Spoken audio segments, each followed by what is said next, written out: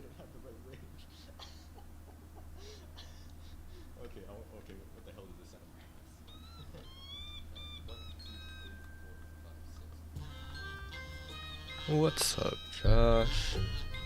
Today we have a very, very special stream. Do you know why? Do you know why it's a very special stream? Because this this is going to be quite possibly a homework stream. I wanted to just shitpost today, and then I got a Discord message like, "Oh, yo, we got a paper due tonight." And I was like, "What the fuck?" Because admittedly, I skipped one class because I wanted to make sure I got to the exam of a different class. And now here I am. But we'll see. We'll see what happened. You were playing a game, Jay Shawnee? Good to see you again. You're doing your homework? I might be, I don't know. Because the thing is, here, let's switch to something more comfortable. There we go. Let me stop this freaking music. Bring up that Daystar BGM, let's go. There we go, that's what we wanted. Da, da, da, da, da, da, da. Homework is boring. I trust you, Jay Sean. Yeah, that's... there we go, change the lighting a bit. There we go, much brighter. Much better. Now, the thing is, today's homework is a little... Well, you know what? I don't think... I think I can bring it up. There we go, there's me using Chegg. The realistic hand, it's back. Yeah, check it out. I'm a real VTuber. Nobody else... Has any other VTuber done this? That's what he thought. That's what he thought. Alright, God, what was I doing?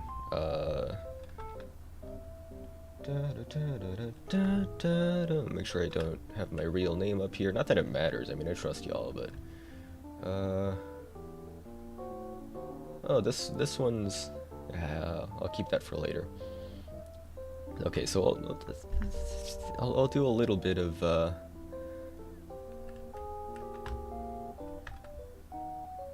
what even is the itinerary for today? Why not? Yeah, I'm just next level, man.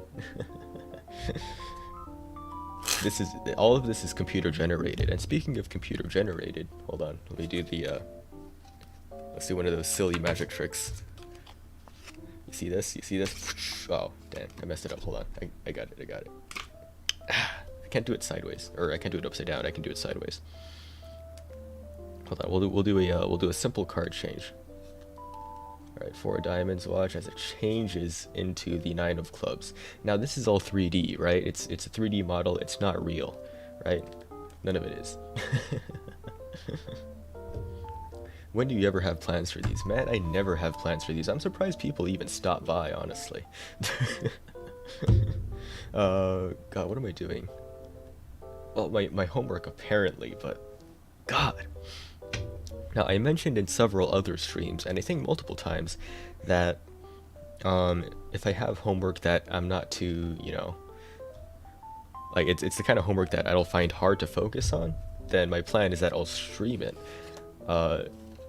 Not because I think it'll be entertaining in any way, shape, or form for anybody else, but because if I stream it, the fact that it's, you know, out there live, right, for random people to see, for anybody to see, really, just that fact will help me focus better, and maybe possibly help me not procrastinate.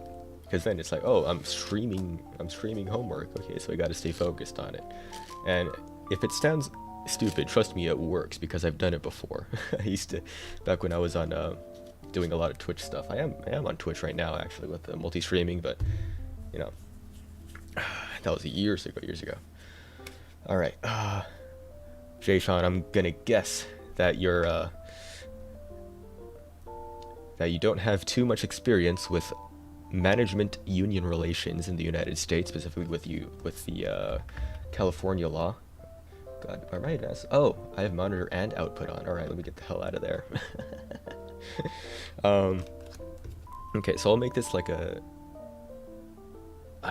the title is Math Stream because I did want to teach, or I did want to go over some math-based card magic, right? Because that's what I've been learning recently, and if anybody has been alive for long enough, you know that one of the best ways to learn something, that the best ways to keep something in your mind after having just learned it, is to actually teach it. So that was my plan for this stream until I got that Discord message. So now I have to keep an eye on Discord, make sure I don't ignore. Oh God, I don't ignore any DMs from the group members, because it is a group project. I think we should do a meme out of it, mate. Go ahead to me with your best shot. 2 + 2 = 5. 10 + 9 = 21. So what we have here is management union relations. It's supposed to be a paper where you read this hypothetical situation where somebody gets fired, right? And there's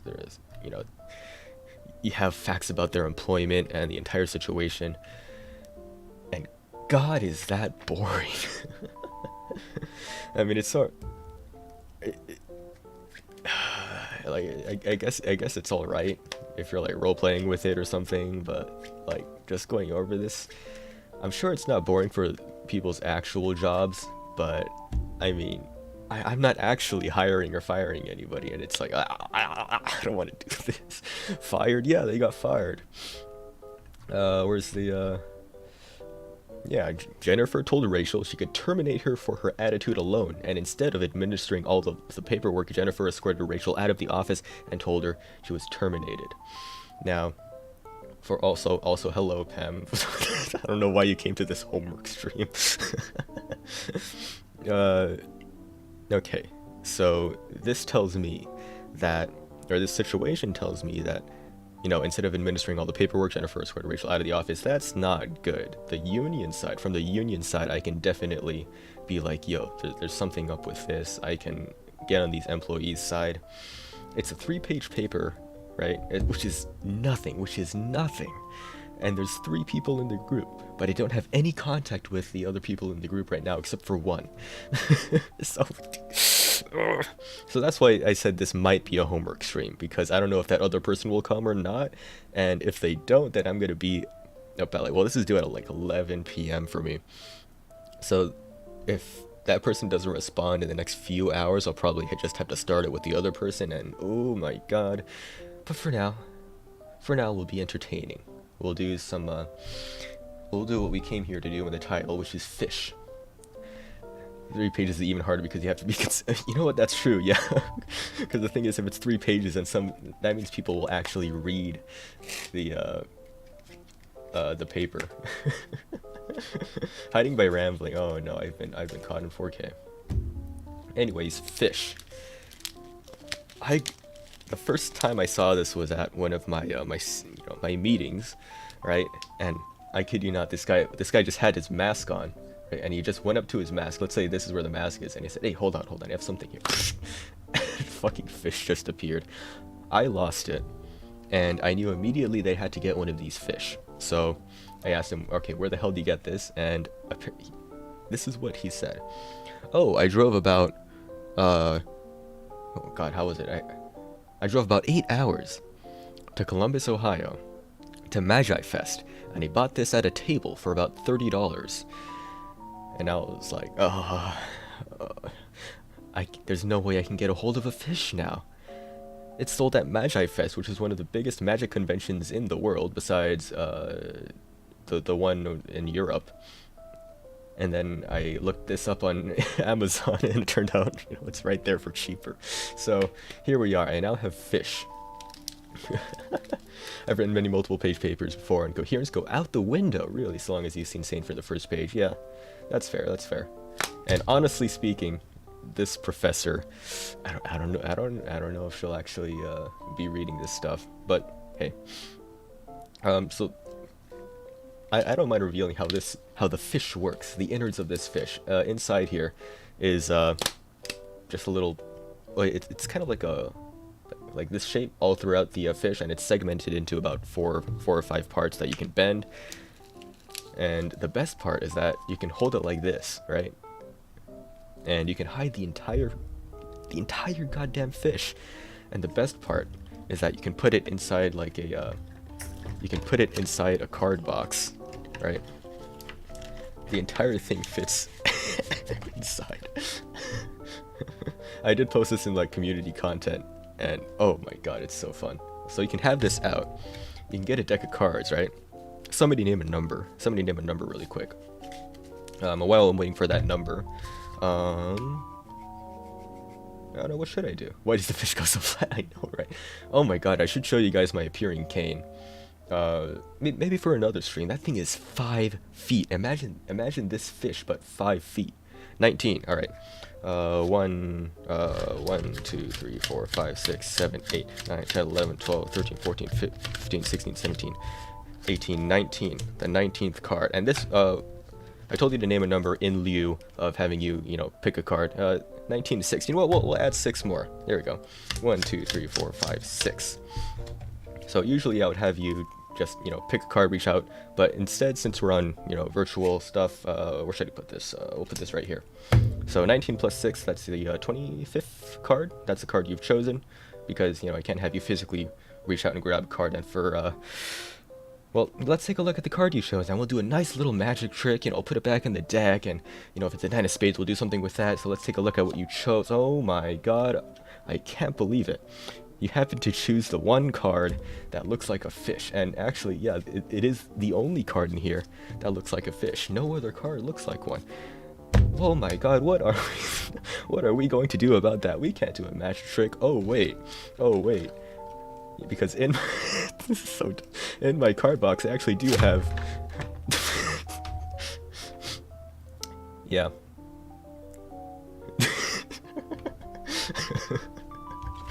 So that's the one possible presentation. Now this came with a fish, but I don't know if I want to present it like that, just because I think it's way funnier to just have this in your pocket and just make it appear like in the middle of class or something. which I might do. I might do that. And I'm definitely bringing this to the next Magic Hangout event that I have going on. So that's the appearing fish. I might just have that on my desk for every stream from now on. He's just gonna be chilling. Yeah, the giant fish coming out of the small box. It's so good. I love this thing. And listen to the sound it makes too when it just expands. Oh, it's so funny. But does it play the McDonald's fish song? Oh, you know that video of the crappy bass on the wall that has low batteries? Oh, there you go. Look how flat this thing is. Oh my god. It's so good. It's so good. Oh, the instructions were even better. Do you have the instructions on me? No, I don't. But it was translated like from it was translated probably in Google Translate or something from Chinese, so it had stuff like do not compress fish for over 30 or do not compress fish for over 30 minutes or fish will not expand. And out of context, it's so great. It's so great. I can also remove this fishing line type thing, which actually on camera you can barely tell that it's there if it's moving. So that's a nice touch, but it is kind of visible if it's in your hand, so I might get rid of that. Alright, so that's fish. What else is in the stream title? I think it was called Math Stream. Ah, Math Stream. Time for education. And let me just quickly check my DMs and make sure that... Okay, no updates on that group project, so I'll just leave my paper up here and procrastinate. This is a secret technique to determine what a chosen card is without looking at it, by only looking at the rest of the deck. Now, let me show you what I mean. So let's say we had Josh said 19, 1, 2, 3, 4, 5, 6, 7, 8, 9, 10, 11, 12, 13, 14, 15, 16, 17, 18, 19. So the 19th card, I haven't seen it yet, but just by peeking at the card above it, so that's 2 of hearts, I can tell that this has to be the 5 of spades. Yeah, there we go, 5 of spades. There's a little swirly thing there from the, what do you call that? From Naruto. And let's say if Pam chose 6, right? 1, 2, 3, 4, 5, 6. I don't know what that card is. But right after I peek it, I can tell that it is the 5 of hearts, I think. Yeah, there you go, 5 of hearts. And this is called the Cy Stebbins stack. Now, it's actually hard to tell that it's even in a stack at all. But I don't know if you can tell. Let's see, let's do a pressure fan. It's alternating red and black throughout the entire deck. And there's a repeating pattern of the suits across the entire deck as well. And from card to card, as you go down the deck, the value of each card will increase by 3. So that means if I cut to this card, the Ace of Hearts, knowing that the values increase by 3, so now I know this card is a 4, and also knowing that the pattern of the suits follows throughout the entire deck, so it's clubs, hearts, spades, diamonds, I know that the next card has to be the 4 of spades. There you go. Now that's a very gimmicky kind of thing, but check this out. This is the cool part of the Psy Stebbins stack. Let's open up Paint really quick, because there is a secret formula that goes along with this thing. And I'm kind of testing myself here, because as I said earlier, I just learned this, and one of the best ways to keep what you've learned in your head is to repeat it for other people. Now let's see if I can remember the formula. I believe it's 52 minus, and then we have 2 parentheses here, n, the value, minus s, and then plus 13 if it's negative, and then times 4,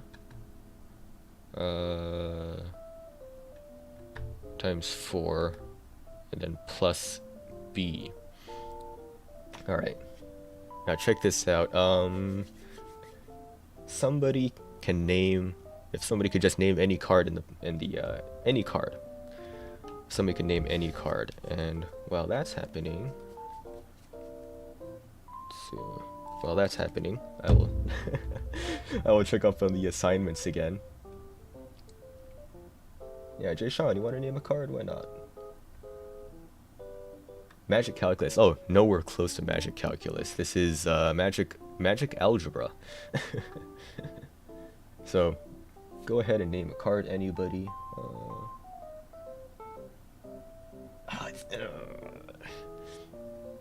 I'm looking at the assignment thing. It's like, on the assignment itself it says it's due Sunday, but on the calendar it says it's due today, so it's like, inconsistencies. I could be here just chilling. The 5 of what? 5 of what?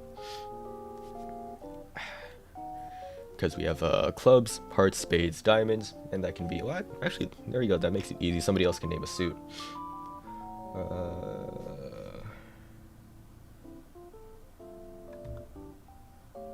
I don't know how in-depth I want to go into this. I think it's just cool. It's just cool to me. I was using this one, not the SoCal playing cards. I'm scarred. You're right there, Jay Sean. All right, I'm just gonna use spades, because 5 letters starts with S. So 5 of spades. Now we have a formula up here, and we're going to use that. And this will allow us to tell exactly what position the 5 of spades is in the deck. And the thing is, you can cut it as many times as you want. Alright, so let's see. Value, which is n, so 5 minus s, which is the closest spade from the bottom, which is, in this case, the queen, which has a value of 12. So 5 minus 12 is 7, is it? Yeah, okay. So 12.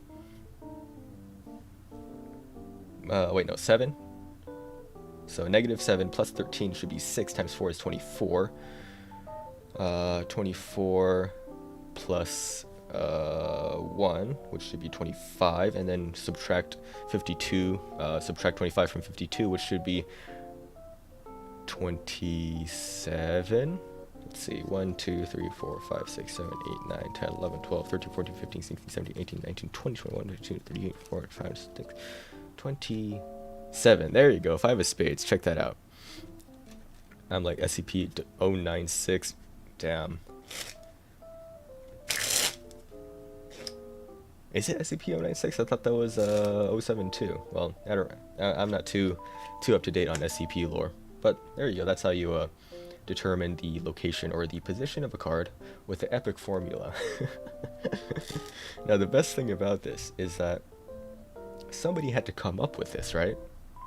Because this started out as a way to just determine, you cut a card, you take a look at this, and now you know what this card is, which, 9 of diamonds? Yeah, 9 of diamonds.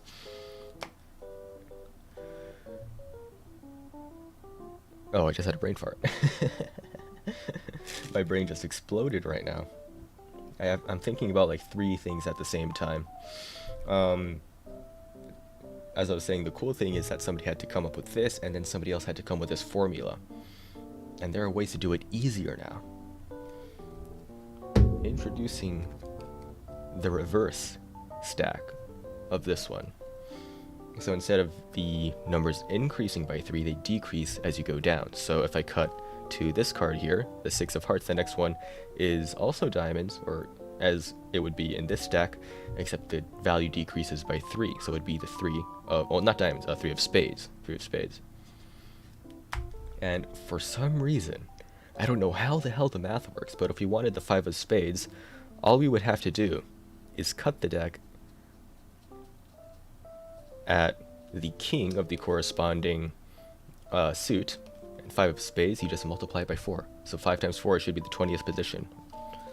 5, 6, 7, 8, 9, 10, 11, 12, 13, 14, 15, 16, 17, 18, 19, 20. And there's the 5 of spades. And this stuff is... Man, how do people come up with this shit? And that's only a basic use of this stack, right? There are tons of other uses for it. Like the 12th card trick. Somebody could choose a card from either the top or the bottom and create a new card, right? So let's say somebody has chosen the 4 diamonds and the ace, and they create a new card using the suit from one and the value from the other. So they can either create an ace of diamonds or a 4 of clubs. Now let's say that they make a 4 of clubs, right? And I know exactly where the 4 of clubs is. It's going to be, as I said before, it's the 12 card trick, or the 12th card trick. 1, 2, 3, 4, 5, 6, 7, 8, 9, 10, 11, 12. There's the 4 of clubs. And if they create the opposite card, which would be the ace of diamonds, it's also 12 cards down, except on the face. So 1, 2, 3, 4, 5, 6, 7, 8, 9, 10, 11, 12, the ace of diamonds. And now this doesn't hit nearly as hard as it does in person, but oh my god. Like, this thing is actually magical, and there's tons of more stuff that you can do with this, which sadly I can't do with I'm leaving YouTube. I see ya Jay Sean. Thanks for your input here. But oh, that's crazy. I can't wait to use that in person sometime soon. And really, that's all I wanted to go over. I just wanted to kind of like use this formula for myself and help like memorize it. Let's try that. Let me X out of this, and let's just come up with a random card. 6 of diamonds. I'm gonna see if I can get this done with a memorized formula. 6 of diamonds, so that means I need to look at, okay, so right here I don't need to get a mental sticky. I don't need to take a note of that card. So 6 of diamonds, which is the value of that is 6 minus 2 should be 4, and I don't need to add 13 because it's a positive number, so it's 4 times 4, which should be 16, and then 52 minus 16 should be 36. 1, 2, 3, 4, 5, 6, 7, 8, 9, 10, 11, 12, 13, 14, 15, 16, 17, 18, 19, 20, 21, 22, 23, 24, 25, 26, 27, 30, 1, 2, 3, 4, 5, 6, and that should be the 6 of diamonds. Let's go. Let's go. You're right, there's a Sean. I'm like barely reading the chat right now, and it's just it's just that. Hold on, let me point to it on my screen. All of that. I do like how I've set up the chat here though, because only four messages show up at a time, which I like. Because I think if there's too many messages that show up at a time and somebody like is taking up the entire chat, it's like, oh, that's a lot. It's a lot of the same person. Alright, let me check my messages again. Damn, I really ain't doing shit this stream. Are you not entertained? Isn't this the ultimate content? Me procrastinating on homework? Alright, I found these Uno cards in my drawer. I was cleaning out my drawer yesterday looking for old stuff. Specifically some of my, my old paychecks from doing, what was it? From doing magic gigs, and I found these Uno playing cards from, like, grade school. And they're not just any Uno playing cards, they're actually cards by Pixar. Oh, not playing cards, Uno cards. How'd you get your model to point at that angle, Lind? Hey man, I spent a lot of time in Unity. Check this out. Hold on, check this out. Let's see if I get the angles right. The entire pinky disappeared. Oh, that was so cool. I'll unsub the second you actually do something as per plan. Jay-Sean, are you trying to do like... Are you trying to do chat commands? Yeah, alright. See ya for the third time, Jay-Sean.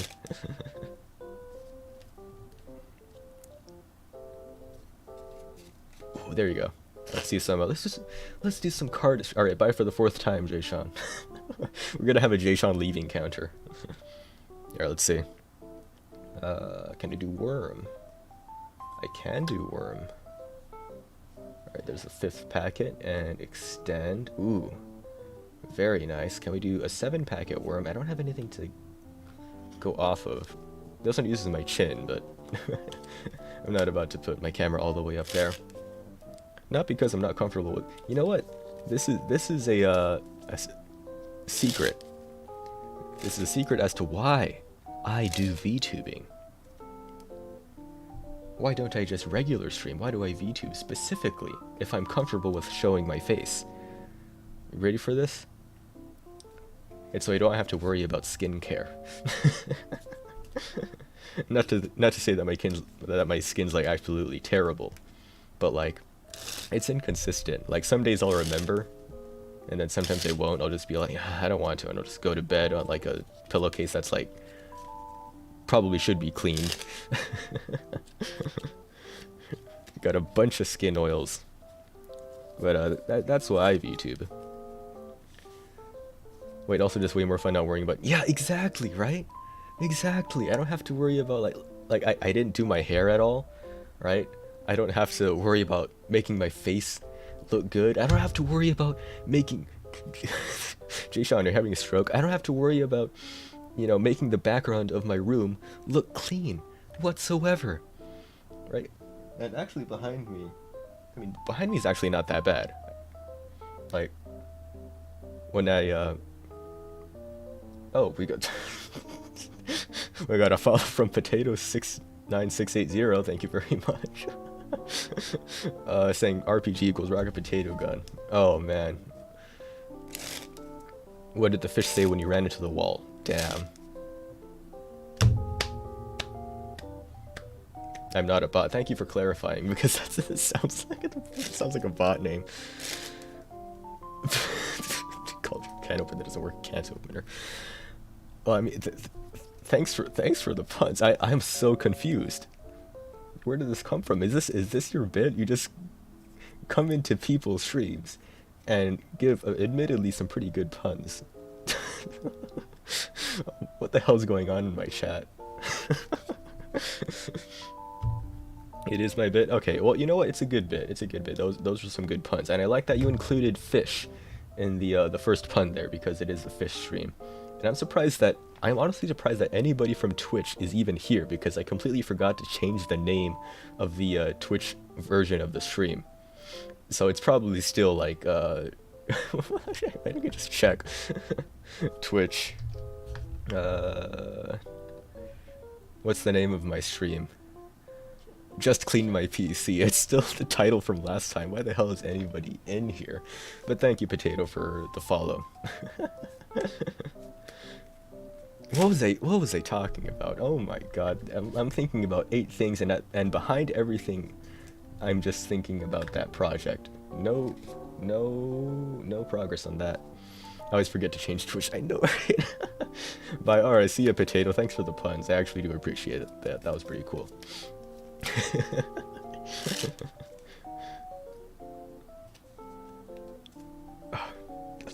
My brain just overloaded.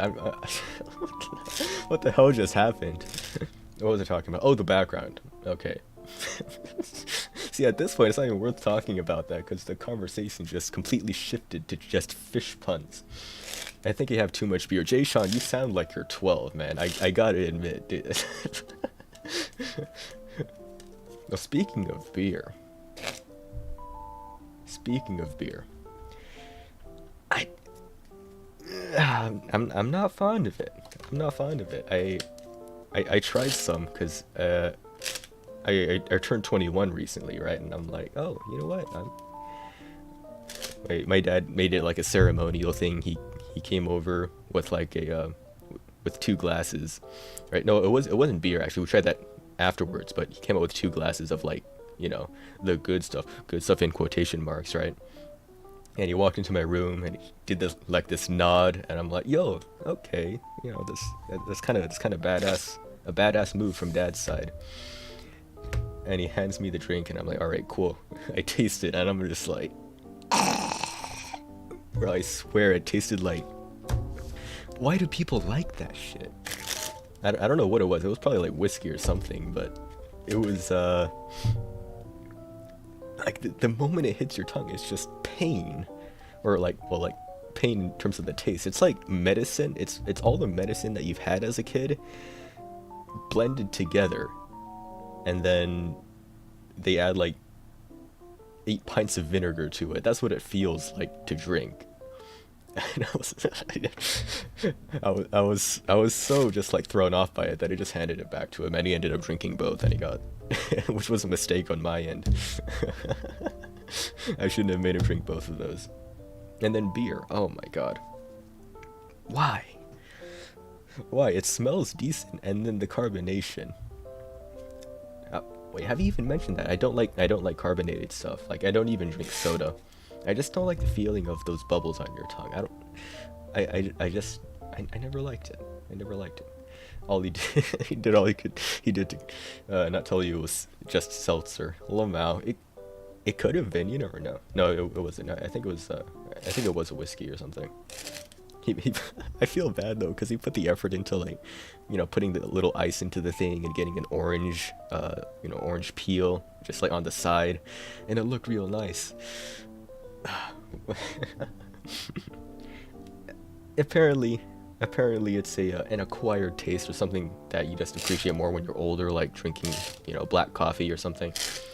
I guess I'm not there yet, which good for me, I guess.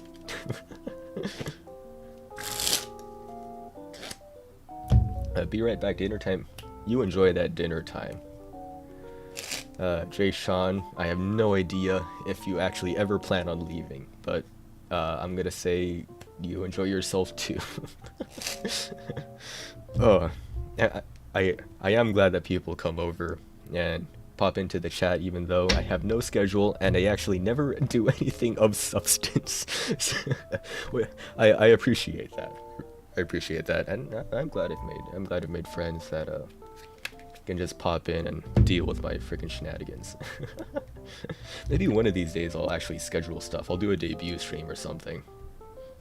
Oh, but that takes planning. Ugh. And I don't have time to plan right now. Or I do have time to plan. I mean, I'm freaking streaming when I could be doing my homework.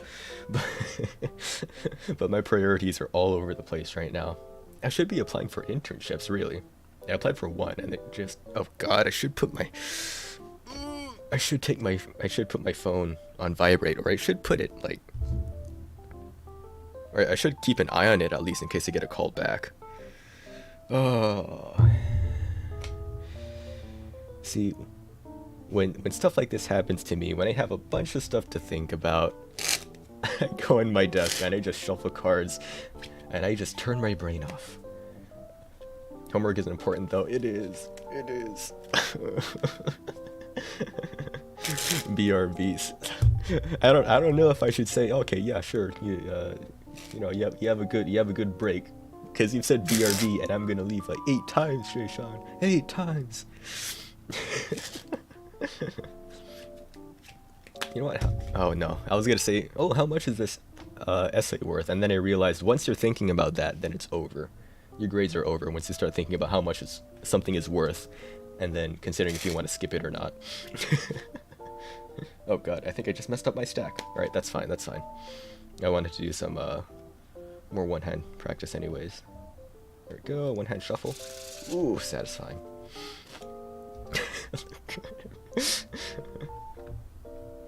I have a sneaking suspicion that the third person in this group project that hasn't responded to anything might not be in contact. Because that's the thing is with school right now, every class has a Discord, and some people go to the Discord, some people don't. Everybody at least is on the the school site, the homework site that whatever universities are using. And the only reason why I found out that this thing was due today was because I got pinged, right? But they only pinged the one person, right? They only pinged me, and I'm guessing that they don't have the other person on Discord. And I checked too, and there's like 5 people with the same name, and I don't want to ping all 5 others, let's come up with, I don't want to ping all 5 Ashleys in the Discord. Discord for school sounds like a nightmare. It is. But I mean, it's better than not having a Discord, because it's like unofficial, right? Well, it's unofficial, but at this point, so many people use it. It's so normalized that all the teachers know about it. They're like, oh yeah, can somebody make a Discord? And that's where we are now. So I'll admit it is good for for getting textbooks for free, which which used to be a lot harder, but after COVID hit and school became completely online, then everybody started working together to get books for free.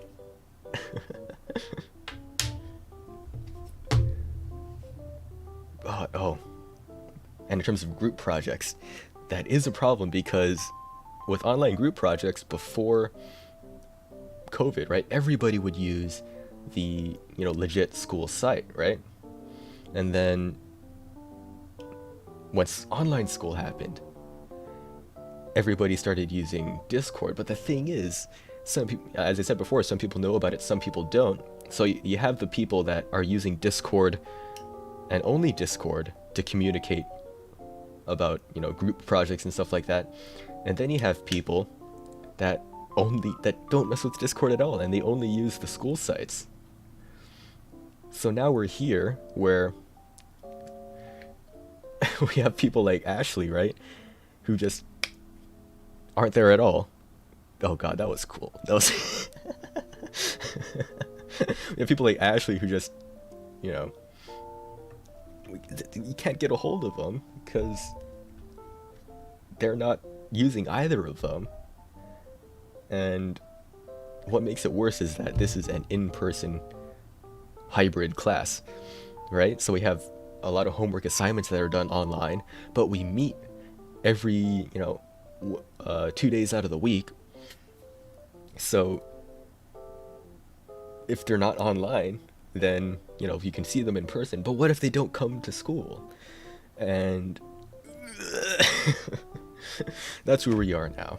That's where I am now, and that's why I am here shuffling cards when I could be doing the homework. I guess it would be smart for me. It's a 3-page essay. I could just do 1 page, right? But since nobody started it yet, that would mean I have to do just the first page, which is the most important page, because that's the one where that sets the tone for everything. It's the one that everybody's gonna read, and it's not that I can't do it. It's that I don't want to. I would have liked it so much better if it wasn't a group project. And every professor this semester has said, you know what? Oh, you're the only generation to be doing group projects this much. You know, when we were going to school, we didn't have that. So in the workplace, when we did actual group work, team-based work in our workplaces, we weren't used to it. So you guys have a head start. And they're right, but it sucks. It sucks. What person made a school Discord? Are they insane? Oh, it's not like an official school Discord. Every class will basically have one, and they're usually set up initially by a student. And of course, there are some moles, you know, in case cheating is a thing, or it might possibly be a thing. And are they insane? Yeah, they're pretty insane. Or they can get insane. Nice Minecraft, bro. Yeah, I'm sorry, coach. I'm sorry. I didn't change the Twitch thing, but that's because screw Twitch and screw Jeff Bezos. Jeff Bezos can suck my left nut.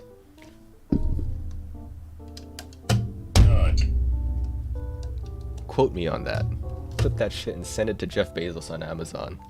I say that, but I bought this off of Amazon. Hey, hypocrisy is human, okay? Hypocrisy is human. So welcome to the quote-unquote homework stream. I'm just here talking to myself.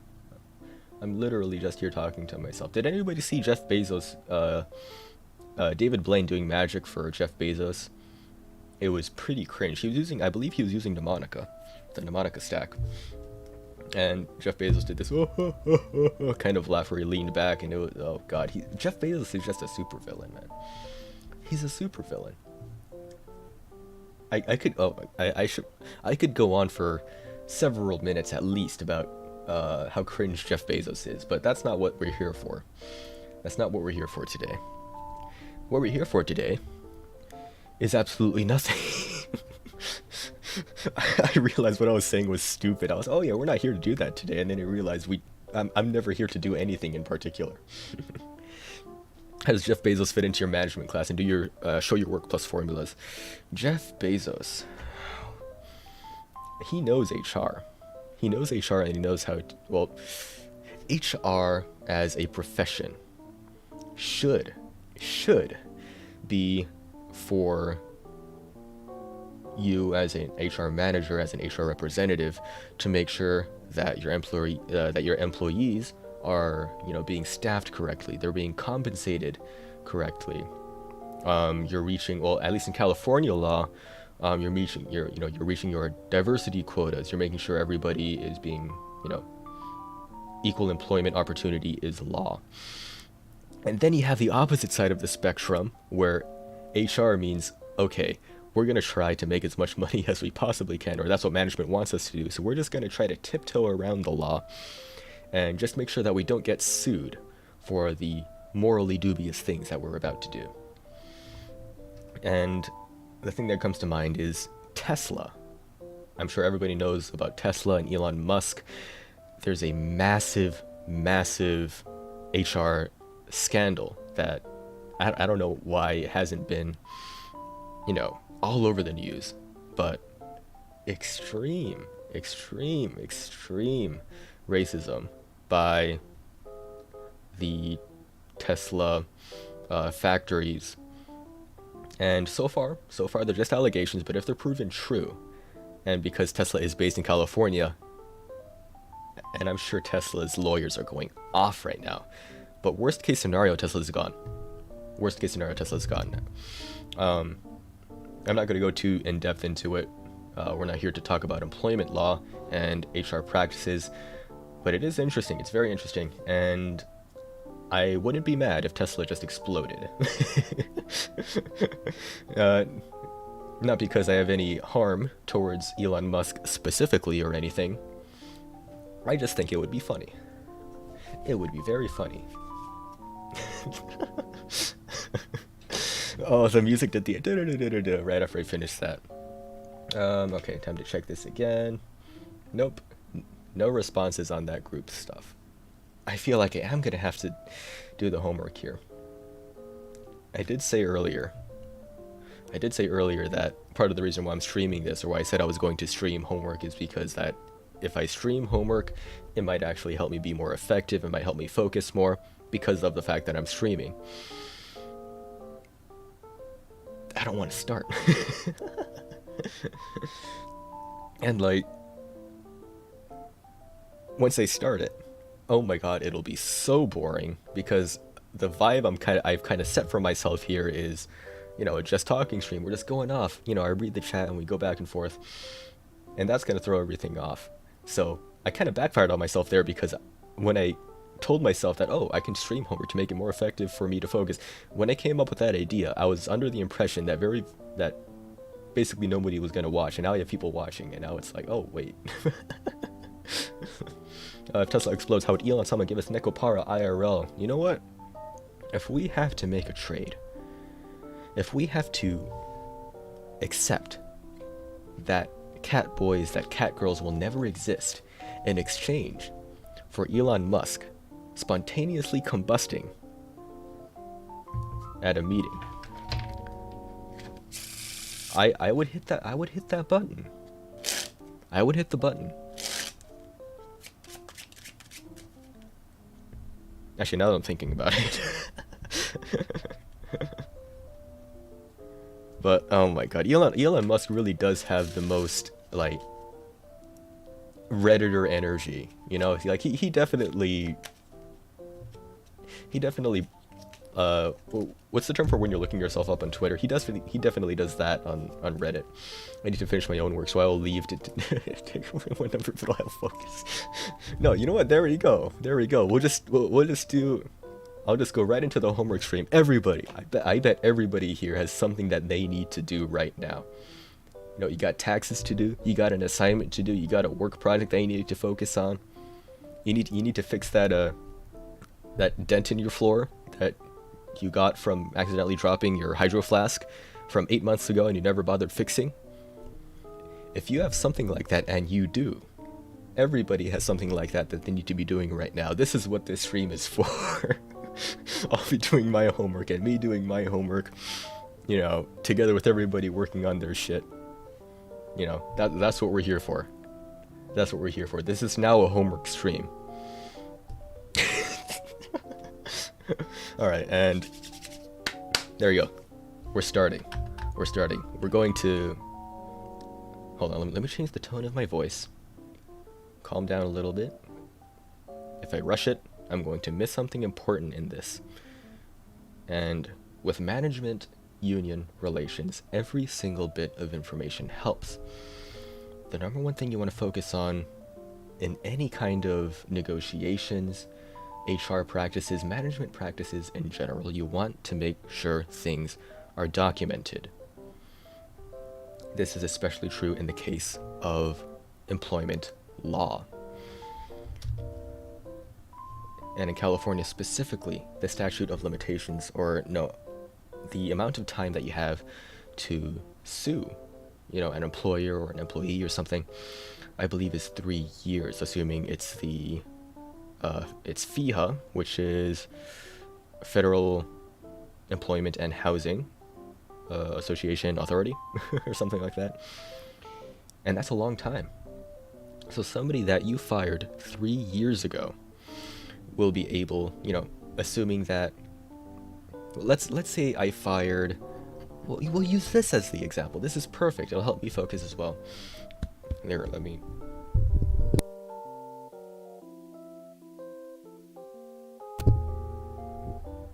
Alright, are we good? There we go. So let's assume that in this situation here, we have somebody who got fired because her daughter was ill and she had to get last-minute childcare because her daughter couldn't go to school. You know, she took longer lunches to take her daughter to the doctor, and the management did not like that, right? And they fired her. Another problem is that the person who was fired did not take lunches and breaks, which is pretty bad in California, right? Because if you don't, then the employer is very, very liable. So a lot of employers will actually have clauses that say, if you don't miss your lunch, we're just going to let you go. right? The thing is, for this person, she didn't take the lunches and breaks because no one else was there to fill in for her when she needed to take those breaks. And according to the employers, she could not leave the reception desk unattended. So, from her point of view, she was following explicit direction. And management told her, you know what? You're out. You are out of here. And there are some very, very strong laws against this kind of stuff. And it is kind of like a gray situation depending on what the laws are in your states, in your countries, in your cities, even. And this is the problem that we have here. What I'm supposed to do now is, from the union's perspective, is see if we can capitalize on this, because the more people we have supporting our union, the better, right? And so, from the union's perspective, let's see what more specific information is there. And I don't know if you can see down here, but there is a lot of information. Look at this. Well, I mean, it's only two pages and like two and a half pages, but there's a lot of very specific stuff. And if you miss one of these, and that's gonna be very interesting to go over. So let's go ahead and open up the document that he came up with. Oh, somebody's on the dock. Let's go. Let me check the. Oh, here we go. Finally, a message. All right, man. So I'll take the first 3 points, and you'll take the last 2. We'll do 1.5 pages each. I haven't heard from Ashley. Oh no. Sounds good to start. Oh God. All right. Well, 1.5 pages. Ooh, group work. You know, in terms of group work, I know a lot of people complain, but for the most part, I've been pretty lucky. Like this isn't too bad, right? Considering, like it's only 3 pages, right? I can knock this out in an hour if I really focus, which I'm not, as you can tell. But in terms of the other classes that I've had, because I've been in school generally, you know, elementary, middle, high school, a little bit college. We do a lot of group projects, and so far, everything's been all right. And I think, I don't know, maybe that's just because I'm taking management classes, upper divisions, so there's generally just more people are better about that kind of stuff, right? Because it's very focused on team-based stuff. Like if I was an accounting major, I bet you, like, I will put money on the fact that the majority of people working in group projects are dissatisfied. Because the only reason why people would go into accounting and not any other business thing is because they don't want to work with other people, right? They want to be behind a desk just crunching numbers, which I wouldn't mind. I'm not even a people person, right? I'm sure you've been able to tell that I'm not necessarily extroverted, right? I don't, derive pleasure from going out, being outward with people, right? But the thing is, there's a difference between being extroverted or being introverted and being, I guess, I don't know, understanding.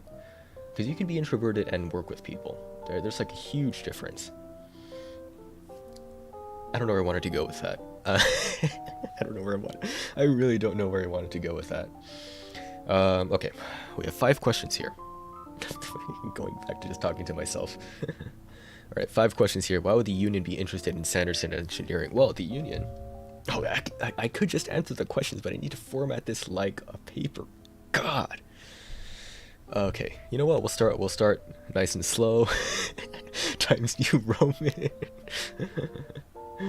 Times New Roman. Let's make sure our paragraph spacing is double. I don't think there's anything about that. Introverted, extrovert. Yeah, there you go.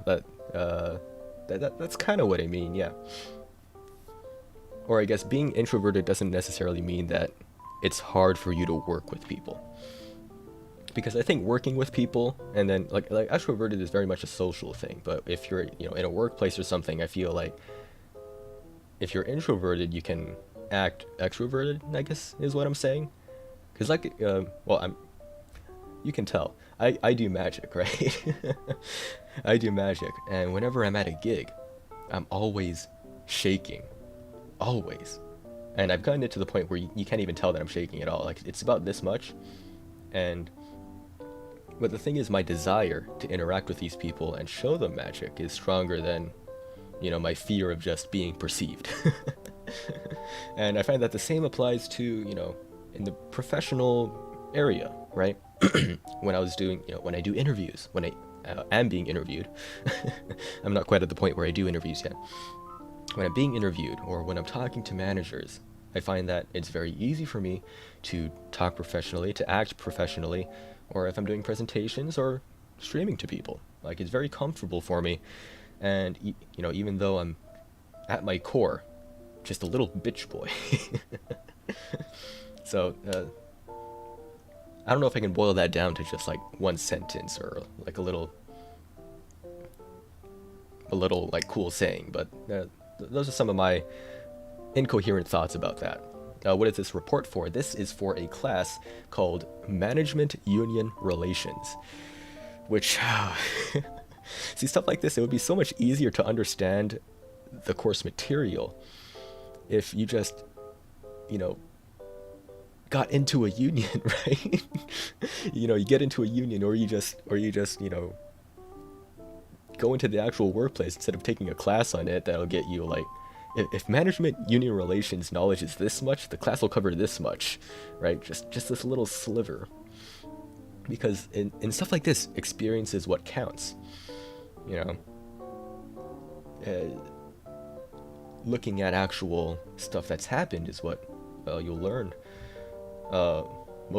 Is what you'll learn most stuff from. I've been in school for a long time, and the things that have mattered most in my personal development, not only like personal, but like, educational, right? Knowledge, core competencies. The things that have influenced me most were not classes, but actually me going into, work, me talking with managers, me just experiencing what other workers are going through. Just a casual 5-minute conversation with the HR person at my job will teach me more than 3 weeks in one freaking class. So here I am now with very little motivation to do this, but I'm gonna have to do it. Oh.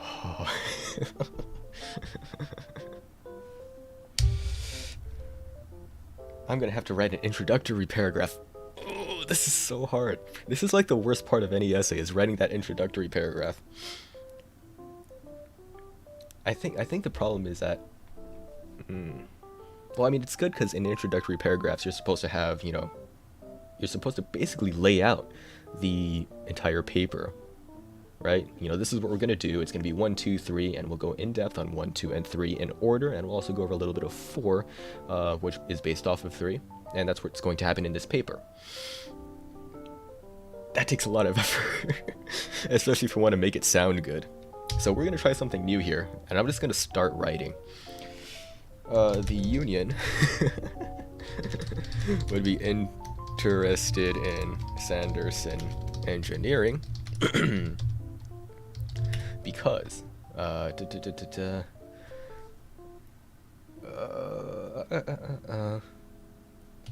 primarily of its lack of a human resources department. There you go, and now I have a whole sentence. I like that. Hold on, I know there's somebody watching me make this doc right now, which is the other guy in the group. I'm just gonna do this bit. I'm gonna get the oh no, I was gonna try to find that one font. I was gonna do the SpongeBob bit where you just have "the" written in like really fancy cursive, but I don't see that kind of text over here.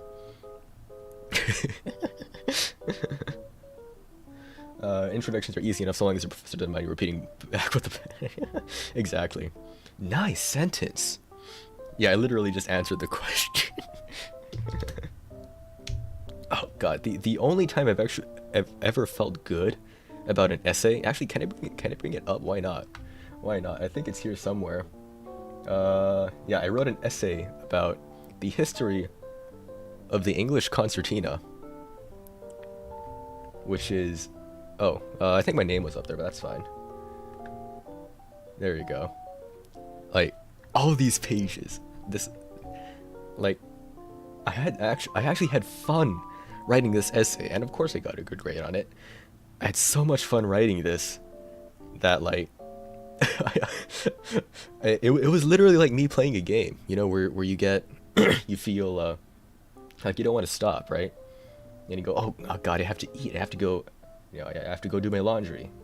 And I was just, oh, I miss that feeling.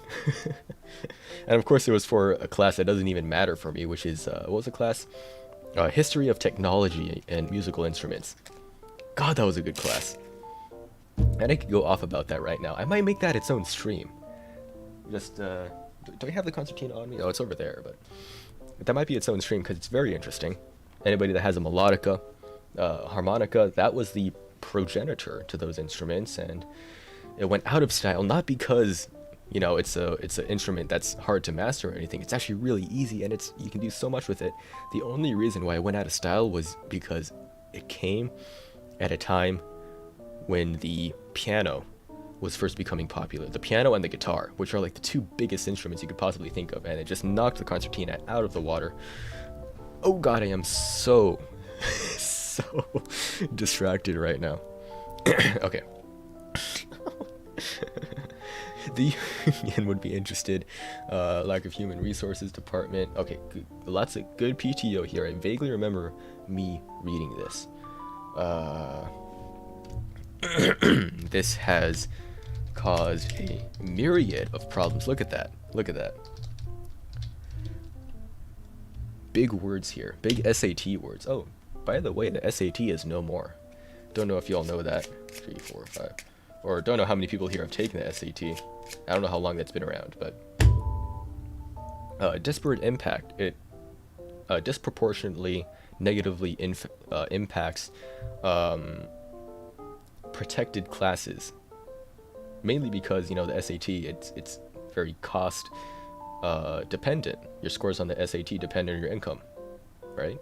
If you have more money, you can afford to take the classes, you can afford to take the time, you can afford to pay for the SAT, which is pretty bullshit, like the fact that you have to pay for that. So more HR knowledge for you. This has caused a myriad of problems for the firm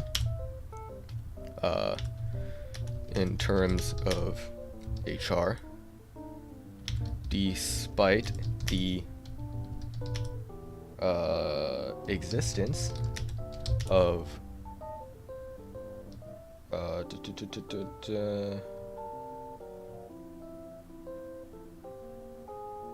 seemingly, no, that's redundant. That's redundant. This has caused a myriad of problems for the firm in terms of HR, despite the existence of never put very in your essays. Stop putting very in your essays. Lynn, stop putting very in your essays. Despite the existence of I'm gonna put highly. It's the same thing. It's the same. Highly beneficial employee benefits. It doesn't matter how good your benefits are. If one thing is off, because the benefits here are really good. I'm not gonna read them out to you, but just assume that, you know, you get a lot of paid time off. You know, a lot of employment, or a lot of extra earnings based on employment time. But the thing is, we have one thing where somebody has not received a pay increase, right? This person has been getting paid $16 an hour, but they just haven't been getting a pay increase.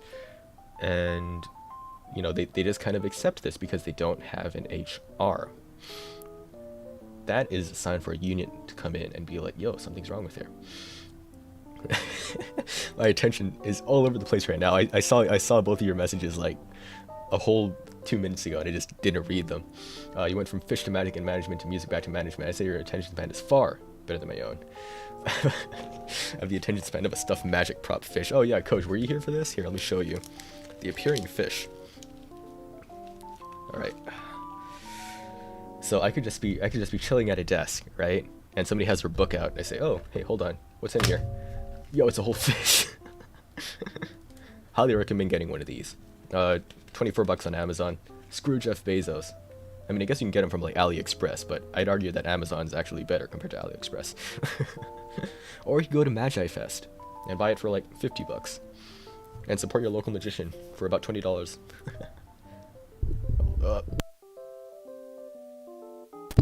Okay, I used to do the behind your ear trick with a woman I liked. Oh no. Oh no. Oh, speaking of the golf. Every time somebody mentions magic related stuff, my brain just goes into it. Why am I majoring in HR? Why am I studying? Well, I know I'm studying HR even though I love magic. It's so that I can actually make money and make a living. One of these days I'll find a way to incorporate magic into business. Kevin Lee does that very well. He was on Penn and Teller, and I met him. I met him at the Magic Castle, and I met him actually at my school. Here. You're studying. Wait. Oh, that's weird. I don't see that message up on Restream. You're studying HR because unions are magic. You know what? That's true though. That's true. The existence of unions. Oh, God bless. Oh, behind your ear. Very quickly. One tip, the best way to do it, arguably, is finger palm. Finger palm a quarter with this, just these two fingers, and you do this, just hold it, keep your hands natural, and it looks like your hand's empty. Nobody's ever gonna suspect that you have something in there.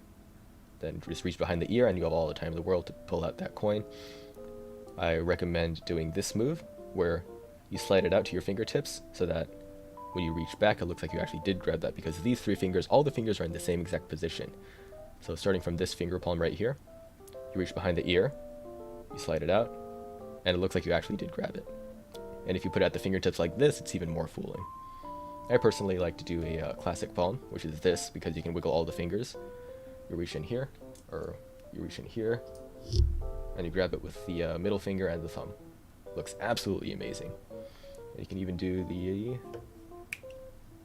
vanishing quarter trick with the classic palm there. Highly recommended. Okay, back to the event. I wrote 2 sentences.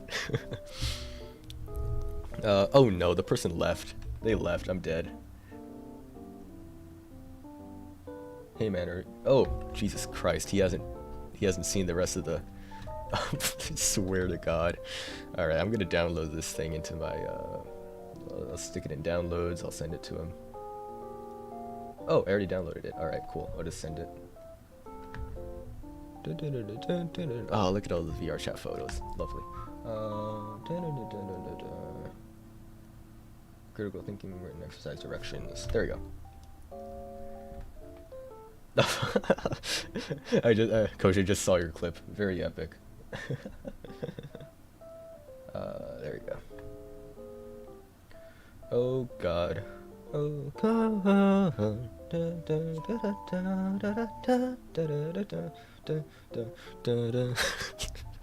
My brain's mush. My brain is mush right now. You know what? I have an excuse this time. The other person didn't even know that I was reading this thing. They didn't know that this existed. So I'm just gonna let them read that and add a sentence before I keep working on this. That's the plan. That's the plan. Of course, after I do that, now I don't have anything to. Now I can't think of what I wanted to talk about earlier. So in that case, let's do a shitty magic trick here. Check out this black ring. Hey, what's up, Jay Sean? Right? No camera tricks. Ain't that cool? It just turns gold.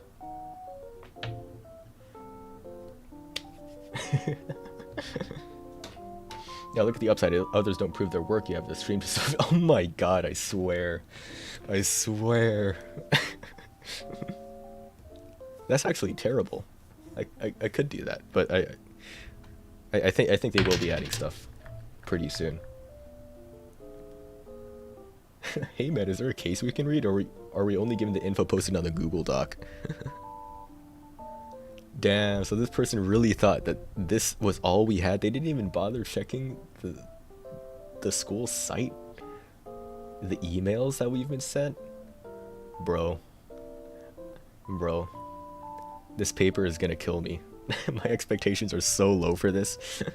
I think so far I have a pretty good grade in the class, but God. Yeah, I think I think I have a 92 right now, which at this point I just want my degree, man. I just want my degree. Somehow I've stayed afloat with like a 3.28, yeah, 3.28 GPA with minimal effort, which has kind of been my style for basically all of school. I didn't inherit the genes that allow me to be like, oh, yeah, I gotta get those A's, you know, gotta get those honor classes. I'm just now realizing this entire time that this isn't even a real quarter. Look, heads on that side, heads on that side. Best, how much did I spend on this? Like $4, $6? I haven't even used it. I should probably carry it around just because it's funny. Speaking of coins.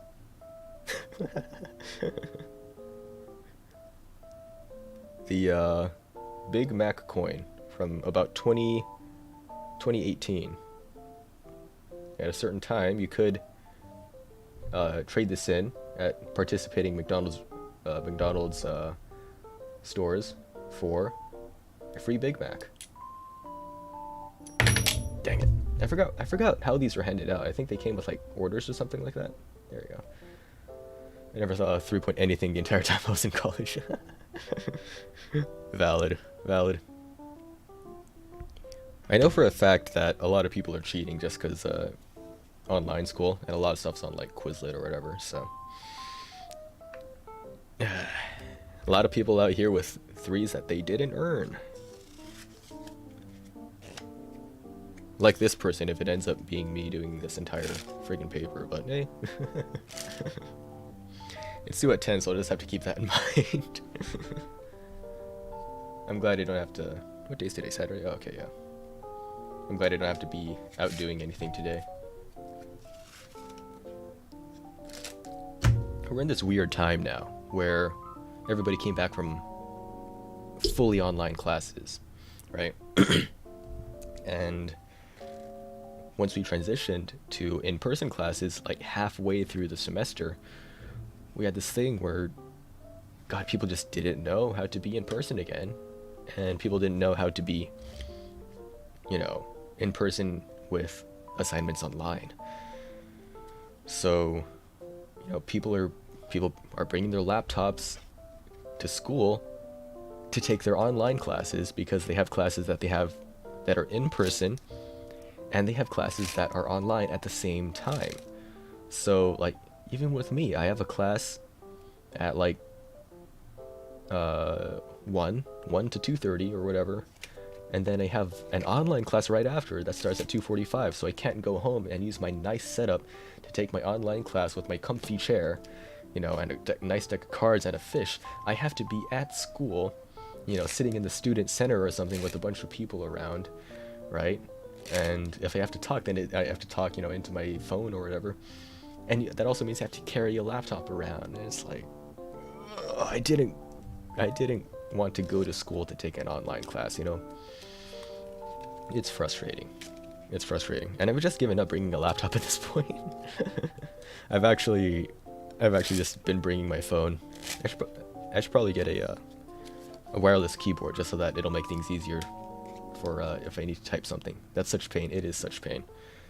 But hopefully I should be done sometime this year, because I do need to take I do want to take like a summer thing.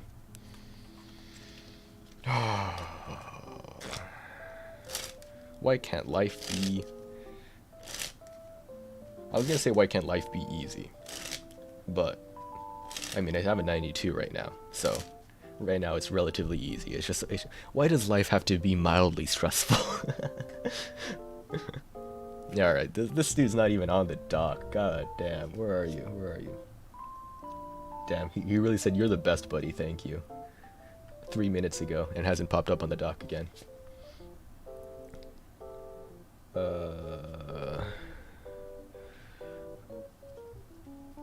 Should I go back to this? My focus is gone. Pam was right. Pam was right about everything. I should do something with this. Maybe I should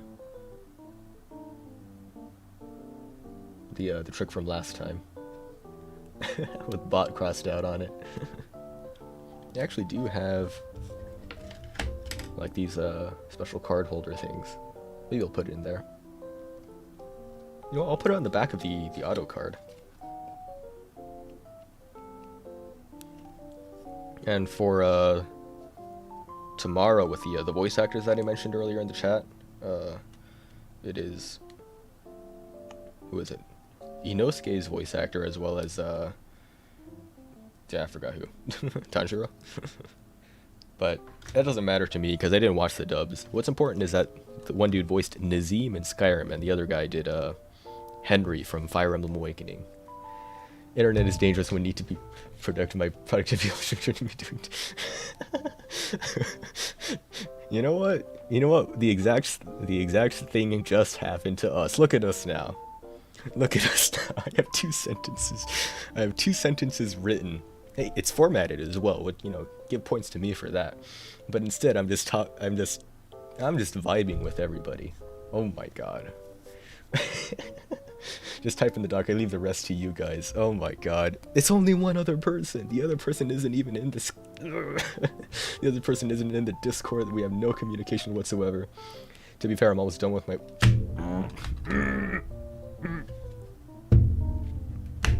I'm being flexed on. I'm being flexed on. What if I just leave this image here to count for like a whole third of a page? Did you guys ever do that? You ever be writing a paper and then you put like double spaces after every period, or you make every period like font size 14? Oh wait, I think I was there for that. Yeah, I do remember the typing stuff. Was that the one where yeah, sorry, that was like an ASMR thing, or typing ASMR.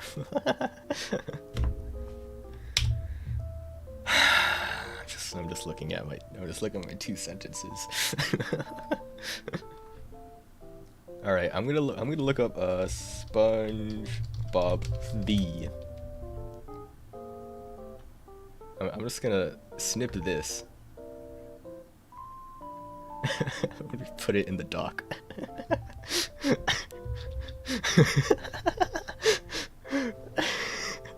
Hold on, I'm gonna put word wrap around it.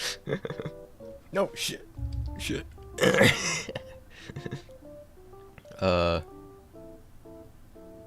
Union would be interesting. God, what am I doing? What am I doing? It's the one where I broke the total silence with it. Oh yeah. Oh, that was a crunchy keyboard. Yeah, I've kind of got a similar one, you know, full size membrane, but I've kept mine relatively clean. Though I have been oh god. There's a crumb. Yeah, this definitely could use a cleaning, but I took a look at my siblings one a while ago, and I swear to God, when I pressed those keys, there was like a tactile bump. You know, when you press a key on this thing, it's like bup, right? You know, it goes bup. With that keyboard, I swear it was like you clicked on it, and then there's a very tactile bump, and then the key, you know, actuated. And I turned it upside down, right? I turned the keyboard upside down just to like shake stuff out, and there was, it sounded like a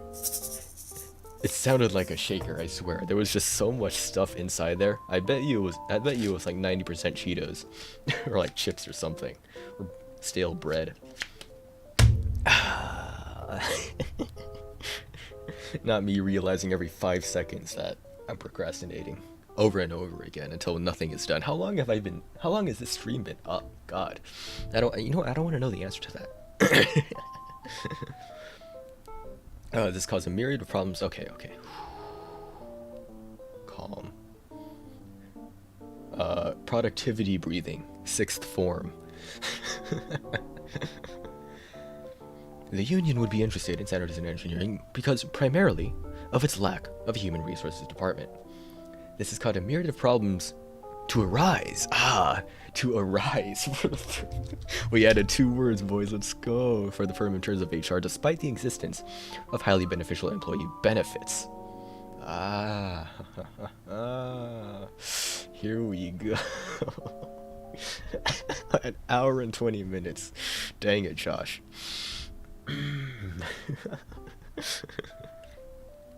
Okay. See, the thing is,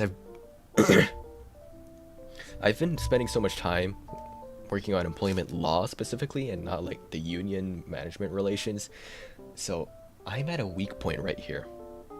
Like, I focus so much on employment law just because, not only because it's interesting, but because it's something that'll actually help you in the workplace. Like, that's one of the very few classes that I go to and I think, oh, this is something I need to know, and that I will actually remember, a year from now, 2 years from now, 5 years from now. Stuff like this, I will not remember. Like, that class, the employment law class was so good, is so good, that I didn't even have to study for the exam, and I got an A on it. That's how easy it was. Or not how easy, but like, if a class is really good, if it's taught well, right, you don't have to study. That's what I think. And that's assuming that it's a class that will have information that you are actually using, and the professor knows that you will be using that in your careers, which I always appreciate. And by the way, if you're ever taking any kind of class, whether it's, hell, even if it's like a high school class or like a little fun class on the weekends, if it's taught by a lawyer, an ex-lawyer, scratch that, an ex-lawyer who's not doing law anymore, trust me, it's going to be one of the best classes you've ever taken, because in my experience with multiple of these kinds of teachers, professors, leaders, the people that are most happy to be doing what they are doing are the people that are no longer doing law, because the people that did law hated it. They always say it's stressful, that it's one of the worst things they've ever seen, right? The most stressful times of their lives, very well paying, but very stressful. And now that they're not doing it anymore, they're just so happy to be out of it. College classes that can be taught well, haha, great joke, man. Hey, man, I go to a pretty good university, so for me, I've lucked out here. Shame we can't do a report on the weird VR worlds we've seen, how they've corrupted our thought processes. For the most part, I think I'm still pretty good. I think. I don't know. I don't have scientific proof for that. Last edit was 3 minutes ago, goddamn. We do have a Google Doc of like worlds like that, but it's just been like, we haven't really used it just because it's a text wall. That would be pretty fun to do, just to get a bunch of pictures or something. Thesis on the cursed depth of VR chat. That would be so good. You know what? If you are like a psychology student or something, or a sociology student, that is a perfect thing to like write your thesis on, I think. Like, just the social interactions, right? And the new way that people interact, and there's so much good stuff there. And with this, metaverse buzzword just going around everywhere, we need that kind of research. But the thing is, I don't know if sociology, psychology people are the same kind of people that have gaming rigs. So here we are. Oh, time to make an edit.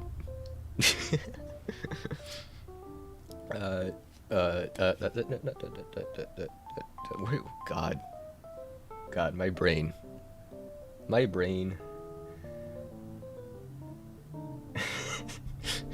I looked at my OBS screen and I just saw this, and my immediate thought, like, I had to stop my arm from just moving forward, which I couldn't. Can confirm from personal experience, people into sociology or into gaming, aka me. Yeah, but like like upper division sociology, like people getting their not just degrees, but like people writing multiple theses. Oh, no, stop getting the off track counter. Oh God, that would be a flex though. Like a thesis written by you don't even attribute it to yourself. You just write it and you just put it out there. Author Obaki Pam. On the let's see what would a title, what would a fancy title sound like? Not socioeconomic. There's no. Oh, I guess maybe. I guess it could be social and economic. See, socioeconomic is just another one of those words that will make anything sound,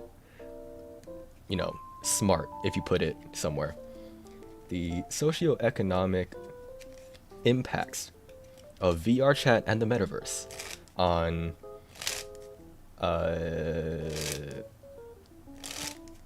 modern. I don't want to say society, on modern entertainment. There you go. I mean, the other 99% of people I know interested in it are also gamers, which I don't think anyone wasn't. Oh, really? Oh. Oh. Those are the people leading the future. These are the people that will overthrow Mark Zuckerberg. The future lies in your hands. Destroy the metaverse. Create your own. You could probably write this entire thesis up in VR chat before ever getting to sentence 3 here. I really could. I feel like I could. Because that's something I'm passionate about at this point. Like, I could not be any less interested in management union relations right now. Like, I'm all about employee benefits and stuff like that, but my focus is on business law and making sure that you don't fire people that are going to sue you, and you don't sue anybody that's going to get you losing money. Haptic glove typewriter in VR chat, let's go. Yo, wait, that would actually be sick. I don't, wait, but I feel like the weight would be. I mean, there are like VR controllers, right? Like I know they have like the PSVR gun thing that you can hold, and apparently that feels really good. It's kind of like the if anybody remembers Link's crossbow training on the Wii, kind of like that. So if you could do that, then what's stopping VR developers from creating a typewriter that exists in VR that you can type on? I don't know how they would implement that into a game, but let's see, haptic. Wait, doesn't the tab button on typewriters like do the and then move the entire thing over to the left so that you go to the next line?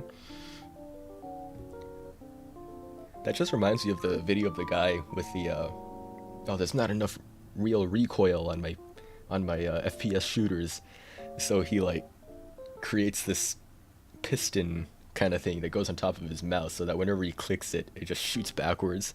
And then I think he made multiple videos on it, and each time it just got more and more crazy. Like, he ended up putting like this giant rumbling thing onto his table. And then kind of like the guy who there was another guy who for his racing games, he put pistons behind his chair so that if he crashed, it would shoot him forward. I'd be shocked if there wasn't some kind of essay writing tool in VR chat. I mean, you'd have to type though, because if you just write the words out, that'll take you ages. And even though I think I type pretty slow, like, it's way faster than my writing. And oh god, I don't know if you've seen my writing, but well, I mean, I can write neatly.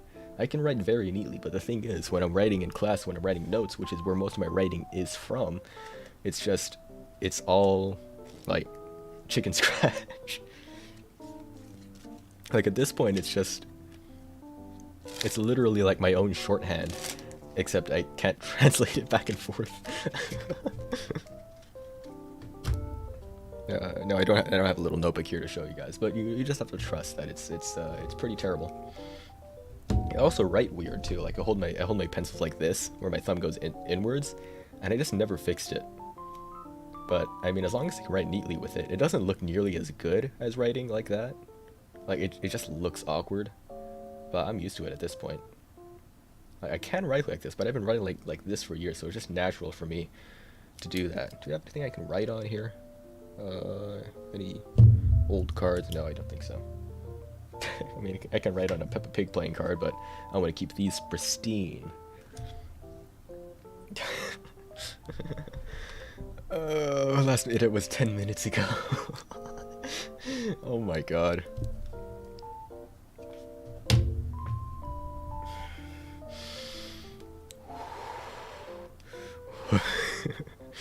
Is there anything I can add on to this? I think my problem here is that I'd have to read this entire thing. I'd have to really go in depth with that's a hard word to say, isn't it? Depth. There's other words like that, like rural. Who the hell can say rural on their first try? Just rural. Urban or rural areas. Like, it sounds like Botan, but it's rural. Rural. I'm really just stopping myself from being focused at all. Why would the union be interested? Okay. Myriad of problems to arise. The incident with Rachel, who is the person in this example. For example, showed that there is a lack of proper communication as well as conduct within the firm, and that there are potential that there is potential to capitalize on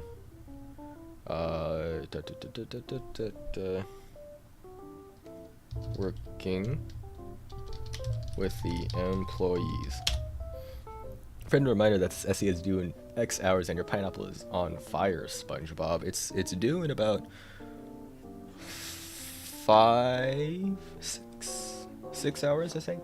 6 hours. 6 hours. Which is more than enough time for 3 pages. But he also said that one stream was more than enough time to get this entire thing done. And here we are.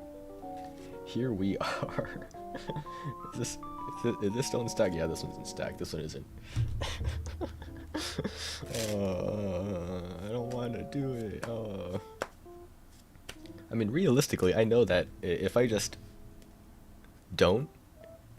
stop adding things, I'll be able to, like, knock it out, in an hour if I just focus really hard. With the power of procrastination, right? If you push everything off and then you feel motivated to finish it.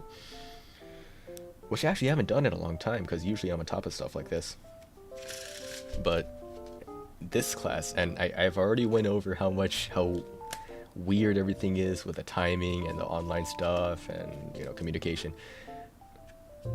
That just completely kills my motivation. Now, I actually skipped the last class, and as I said before, because the last in-person class, because I wanted to stay home to use my nice setup to take a very important exam, which was the employment law one, which ended up being really easy.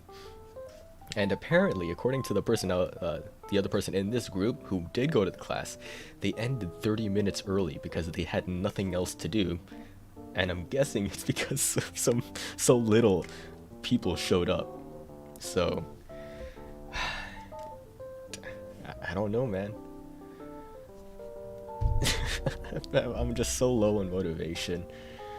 For the other classes, I have really high motivation because it's like, I'm totally learning stuff here. But here, I just wanna play my VR games.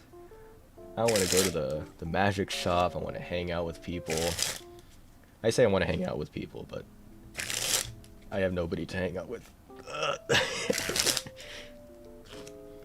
I did have that one person that invited me to go check out the voice actor signing thing, but after seeing the prices, we were just like, you know what, that's not worth it, man. I'm not about to drive. Well, I mean, it's a pretty close drive. But I'm not about to drive there just to pay $60 to get somebody to write something on, you know, a piece of paper or a poster, you know.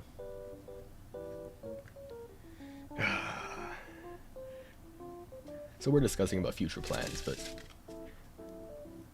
I'm sure we've all had experiences with people making plans and then, you know, just, or you get to like the second stage of making plans where you're just communicating back and forth about, oh, when are we gonna do this, and then nothing ever happens about it.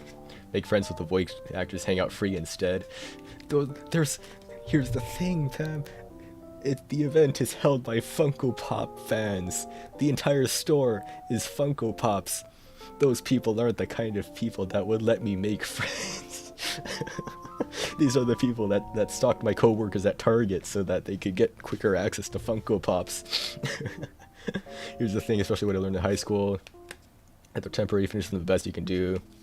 Oh yeah, this is just a slump, just a minor slump. Like I know I'll get this done. I always have, always will. It's only 3 pages. I can bullshit. I can get like a D if I want to. And the exams, while they're boring, they aren't that hard, so I can definitely, you know, get that done. What if I just leave this essay here and just let the other guy just find out that I've pasted the and then just left this? Giving up won't get you over that hill. Oh, I won't give up. Yeah. Once I'll probably finish this after the stream's over, honestly, or unless I just keep this up. Don't end the stream until I finish the essay. Endurance stream. I might do that actually. I'll probably be AFK for dinner, but like that'll still be pretty funny for me at least. It'd probably be very boring for anybody watching, but it would be funny for me. All right. How many sentences do I have? I have three sentences. See, Josh, I was able to do it. You could probably write this entire thesis up before ever getting to the sentence to sentence 3. Check me out here. I've written 3 sentences, and assuming that I delete these 2 images, I'll have an entire 1/8 of the essay written. Fish, hey, what's up, Suichi? All right, time for fish. I'll show you the fish. 3 pages. What if I just make the last page like works cited? That'd be so dumb. All right. Oh, whoa. What's this right here? Oh, it's a fish. Wow. That was for you, Soichi. Okay, so I don't have an intro paragraph. I'm assuming that'll take maybe 1/3 of it. God, why is this so hard? Why'd they have to give us a group project and no means to communicate? So anyway, Soichi, I'm supposed to be doing my homework, but really I'm just writing about 1 sentence every 10 minutes and then just talking with everybody, mostly to myself. Because my brain is just all over the place right now. Like,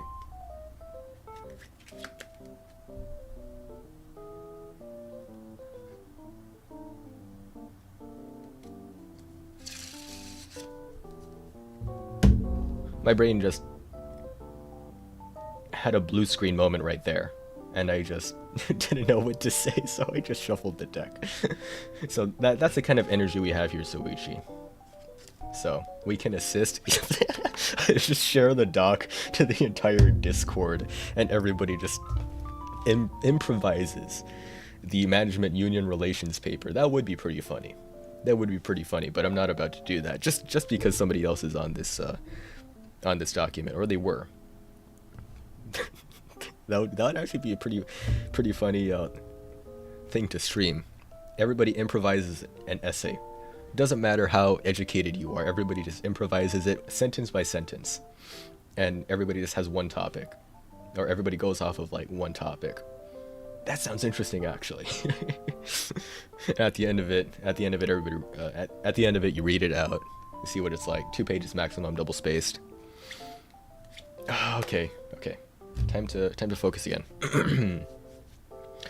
Okay, so I mentioned the incident with Rachel because it did show a lack of proper communication, which is important, as well as a lack of content. Oh my god. The word is conduct, not content. Oh my god. I have the VTuber plague. I have the YouTuber plague. Pain. Pain. Okay, a lack of proper conduct within the firm, and that there's potential to capitalize on working with the employees. Oh, okay. I don't even have to know how I would go about it. I can just list out the problems here. So I'm going to list out the problems. One problem to point out with the firm that the union would be able to use as leverage is what you can create an outline for each sentence to help out. I mean, sentence structure. I mean, I'm assuming everybody can structure a sentence decently. Did I miss the majestic sentence 4? Oh, I'm working on that right now. Check this out. One problem to point out with a firm that the union would be able to use as leverage is against management. Oh, there you go. Against management is... Look at that. This is all fluff. This entire sentence is fluff. Fluff. And they're actually the only time I've ever made an essay that was pure fluff. I still got a C on it, which is crazy because I made sure that I made as little effort as possible because I was just not feeling that class. And I still got a C on it. Because the thing is, if fluff is written well, like, it doesn't hurt to read. Now, if fluff is written terribly, then it hurts to read, and then it makes you feel like, oh god, I'm gonna give this person a bad grade. As long as your grammar, your syntax, everything is fine, make all the fluff you want. That's what I think. From the student side, of course. One problem to point out with the firm, about the firm, about the firm, give it an extra letter of space, is... Now, I didn't actually finish reading this.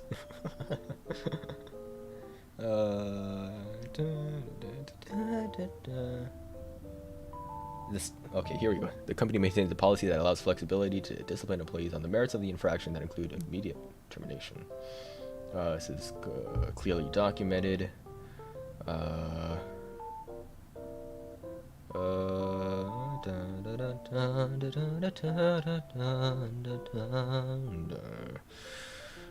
Main problem. Here we go. Main problem, because we found a big one, is the fact that Rachel, despite working for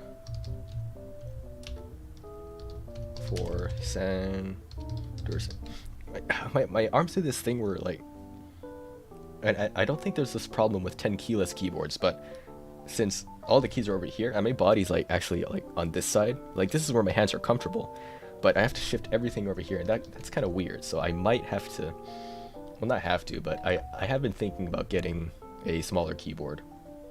There's this one at Kickstarter that looked really cool, but I don't know if I want to spend, $100 plus on a freaking mechanical. There's literally nothing worse than having to write about something you have zero interest in or a desire to write about. Yeah, that's me right now. Depends on what paper you're writing. Yeah, it's about management union relations. Isn't that so exciting? It's so exciting. Yeah. And the thing is, I do have interest in it, like, generally, but, like, the class itself is just so mind-bogglingly, like, that's the exact term for it, mind-boggling, yeah, because my mind is just in a swamp. It's in Shrek's swamp, and Shrek isn't even there. Somebody did not once told me. Maybe you were right, Coach. I mentioned Shrek, and then my mind immediately went to the frickin' Shrek world. The Shrek farting world.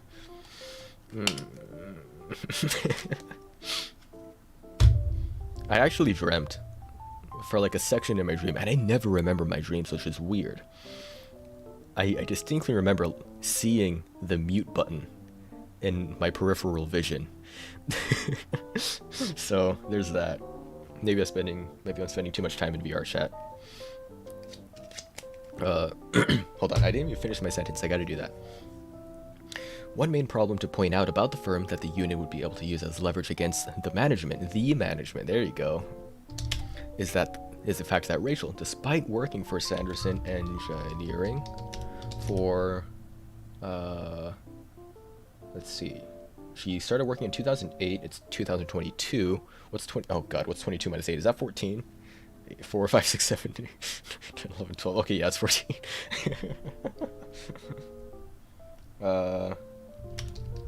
Despite working for Sanderson Engineering for almost 14 years, yeah, because September, almost 14 years. Oh no, I'll just say 14 years.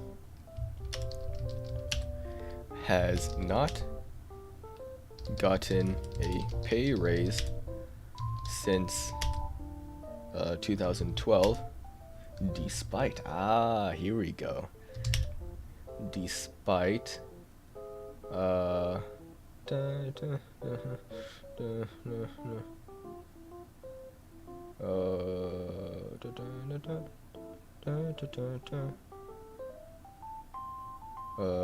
God. Promoted, despite her promoted status, and hold on.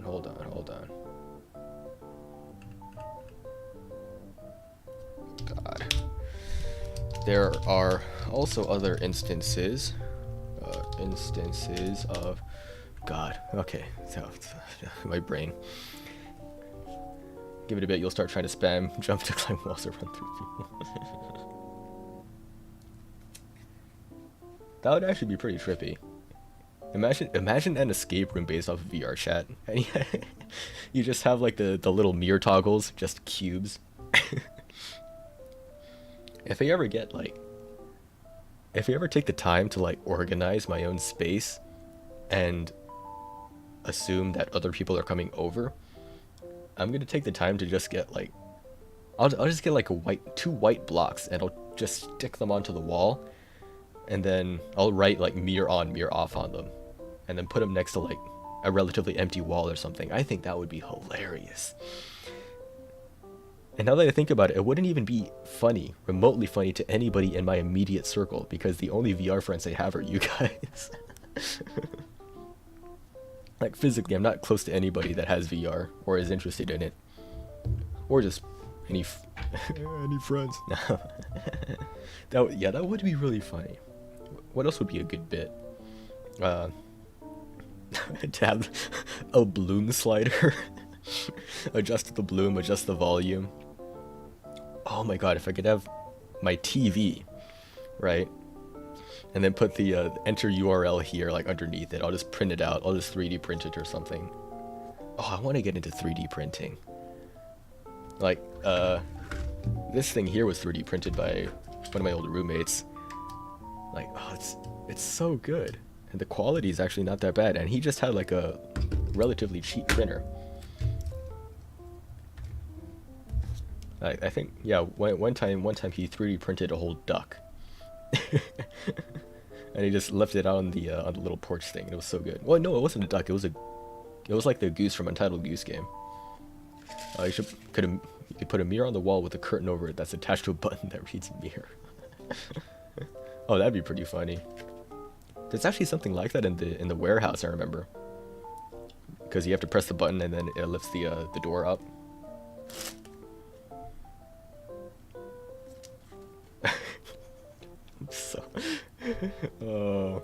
I'm so off track, but it's fine. That's a good bit to talk about. I'd rather talk about that than do my essay right now. And I do have a 1/4 of a page down. Let's see, what 1/4 times 3, so that's 1/12. I only have to do this 12 more times.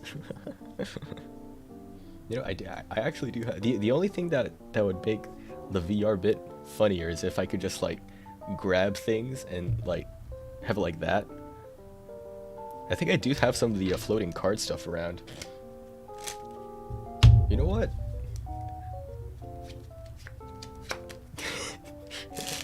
You know what? Hold on. Give me 2 seconds. We're gonna grab some of that floating card shit.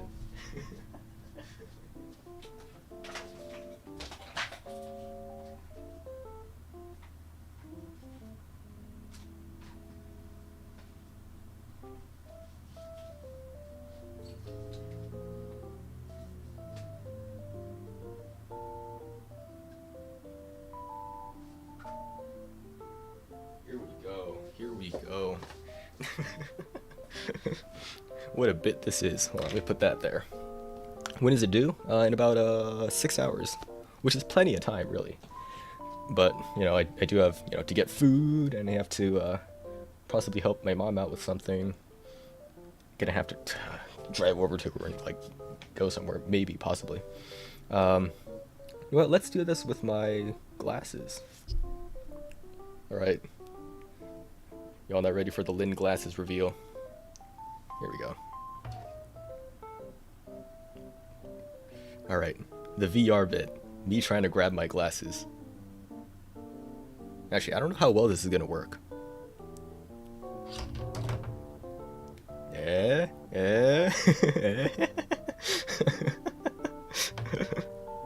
I'll put these back on. Oh, God. Oh, they need one hell of a wipe. Oh. There we go. And this card, I think, I should be able to...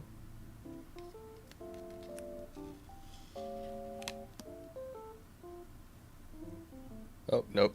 That got disconnected. This is pain.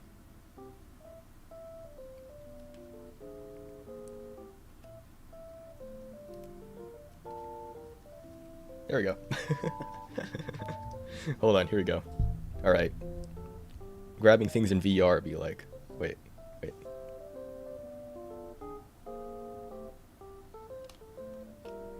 What? No, I can do this better. Alright.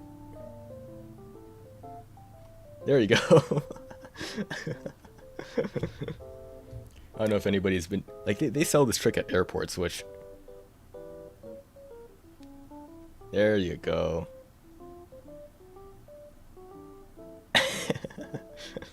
A group project with 6 hours left. Yeah, nobody started. Isn't it great? Can I spin it? I think I should be able to spin it. Hold on. No, maybe.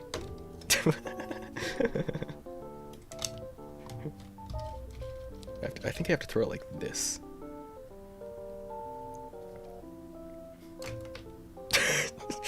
Whoever made this. Because you're supposed to make these individually, and when I bought this, it was my first time doing it, and I didn't bother testing it beforehand. There you go. Check that out. Floating card. Whoa. Alright, that's enough of that bit. These are one-time use only. Maybe I should just dangle this over someplace.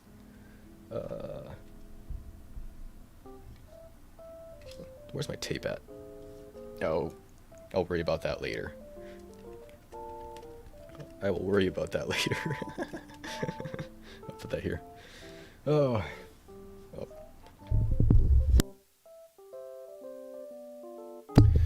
Stupid thought, but what about a VR prop card deck as a toggle for your model? Oh, yeah. I did actually see somebody with that, but I'd have to find a deck of card model. And since I'm very particular about cards and stuff like that, I'd have to really make sure that it's matched up with the hand. I don't know if y'all realize with the Aka Bean model, but it's just like slightly off, but I didn't bother changing it because I kind of like the scuff there.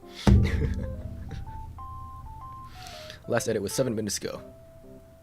Oh god, I had a thought that I just didn't. Hold on, I do want to do one more thing with the loops. Can I float the fish? Is that a thing I can do? I wonder if I can make the fish levitate.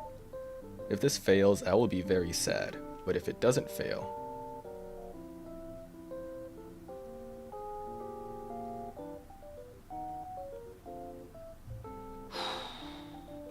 Oh, no. Bounces a little. Shit. It was worth a shot. it kind of floated. And I've once again learned the limits of magic props. It'd be like that. Alright, back to the essay. Okay. One main problem to point out. Whoa, what the hell was that? I heard something on my left headphone.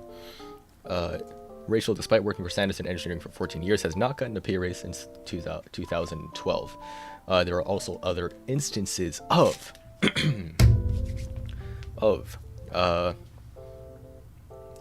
questionable employment practices occurring,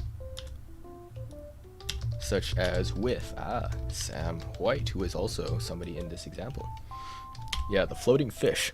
See, how many magicians do you know, just anywhere, that have done the floating fish trick?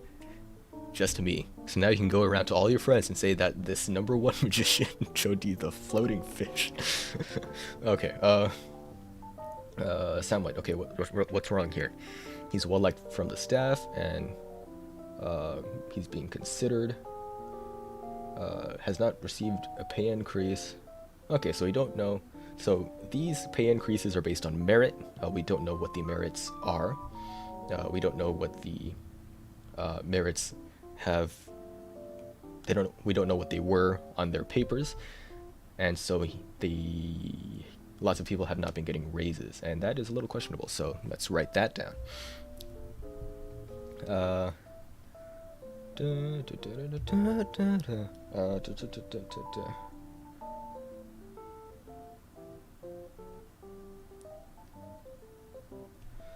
Oh, okay. His performance is exceptional, but despite this, I find that I do that a lot. I say despite, or I say however, to make things sound more powerful, but then I do it too often so it gets redundant. But it's fine. I don't care. I don't care. Well, not with this. His performance is exceptional, but despite this, he has not gotten a raise since his promotion as well. Similar to the situation with Rachel.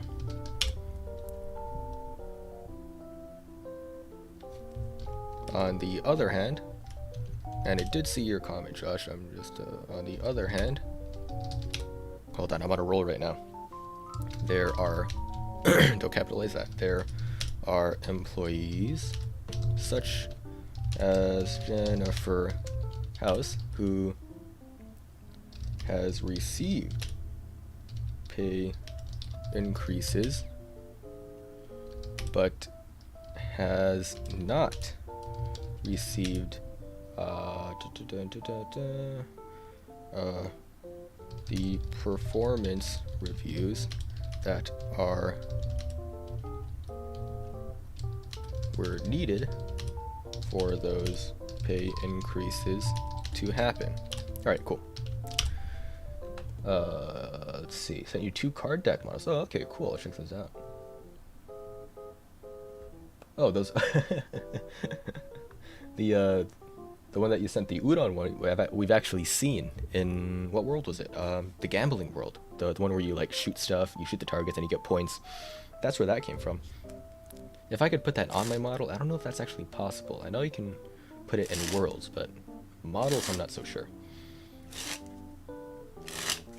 Right,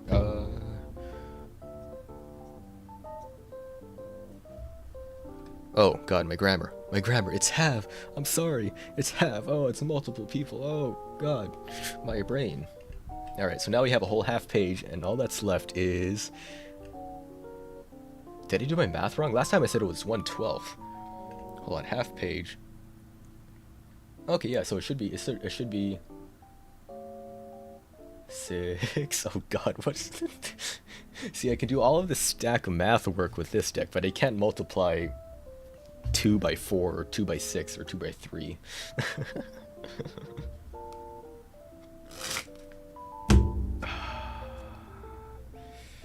I kind of want to do. I want to do more magic stuff. I want to talk about magic stuff, but here I am.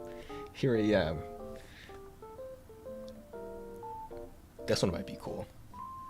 Give myself a tiny break. See, I spent all of my brain power working on that that one sentence. Alright, check this out. Fold the dollar bill, right? Fold the dollar bill. I'm just gonna tap it. Alright, ready? 1, 2, 3. And it turns into a dollar bill ring. That was actually pretty smooth. That looked really good on camera. It's not something I do in real life, but for you guys, ooh. I bet that looked real nice. I should not use my brain to work on my own homework. Alright, good luck, Soichi. Good luck. Hopefully it goes better than what I'm doing right now. Oh, let's go back up here. What would be the union's selling point to the employees?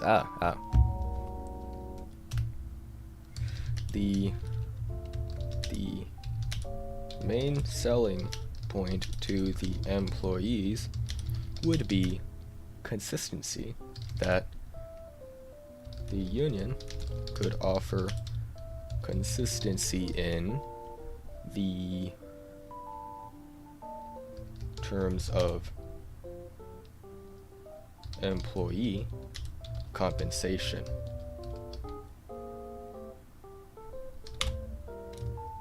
And, or hold on, they could also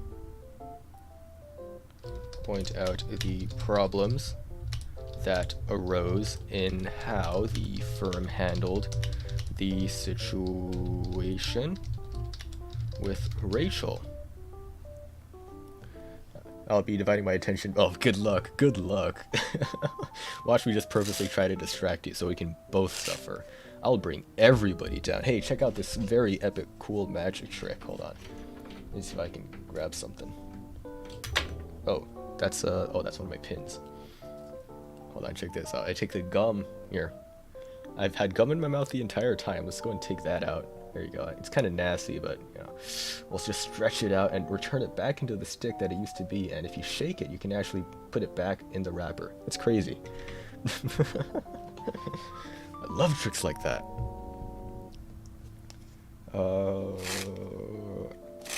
There we go. I've lost all of my focus once again. Let's do some sleights. What about some sleights? Here. We'll shuffle up the deck. You just have to trust that I don't know what the bottom card was. So there you go. 8 of clubs, right? That goes onto the table. Oh man, that might have been the worst I've done it, but oh, I was supposed to come to the top. I must have missed an important step. Let's try that again. Alright, new card. Let's use the 2 of spades. It's a Naruto deck, so it looks a little different from most 2 of spades, but there's the Naruto deck. And we'll give this a shuffle. Not that it matters, because we go... jumps to the top. There you go. The off-track counter is too powerful. Let's do another sleight. Why not? Let's get some practice in. We're speed running sleights. 6 of diamonds. You all saw the 6 of diamonds? Check this out. Right out of the middle of the deck, the 6 of diamonds. Alright, what else? Let's just use whatever this card is. Wait, I forget that's also the top card. Let's shuffle it, because they did a swing cut, so it should be the top card there. That is the 9 of clubs. We've actually seen that. We've seen that 9 of clubs before. So let's give this a cut, and... ooh, right out of the deck. What else? We're gonna speed run this, so I don't, you know what? I don't know where my train of thought is going. 2 of hearts. Check out the 2 of hearts as it goes inside the deck. The next top card, that wasn't the 2 of hearts, is the Naruto. Just Naruto. Give this a spin, the good old Naruto spin, and Naruto actually helps bring that 2 of hearts back to the top. Oh my god. Top change. Let's see if we can do a top change on camera. It's going to be pretty crappy. So we take the 9. We take the 9 of spades and slowly, invisibly switch it out. That did not work nearly as well as I thought it would. 6 of clubs.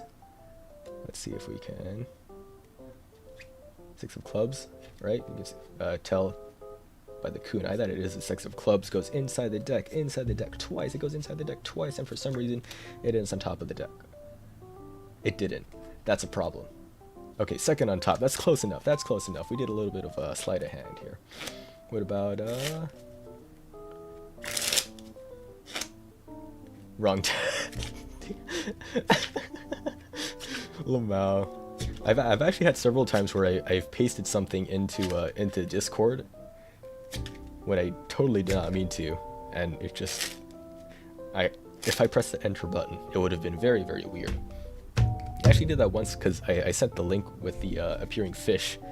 I was trying to send it through Messenger, and it just sent it to the VR chat moments. Yeah, looks like coding looks like coding homework there. Damn. Most coding I've done is using Excel. Oh, okay.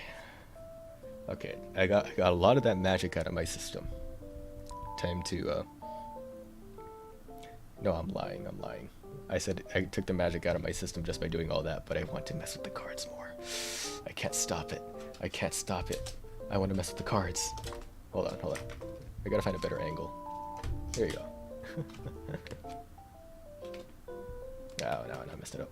There you go. There's the angle there. Right there. There's the angle. Okay, I'll touch your fish nut, sir. What the hell is up with you? Print hello world. Oh no, he knows coding. Hold on. That's something I need to do more, just to myself. Whenever I'm doing magic too, I rush, I go real fast, which sometimes makes the magic less impactful.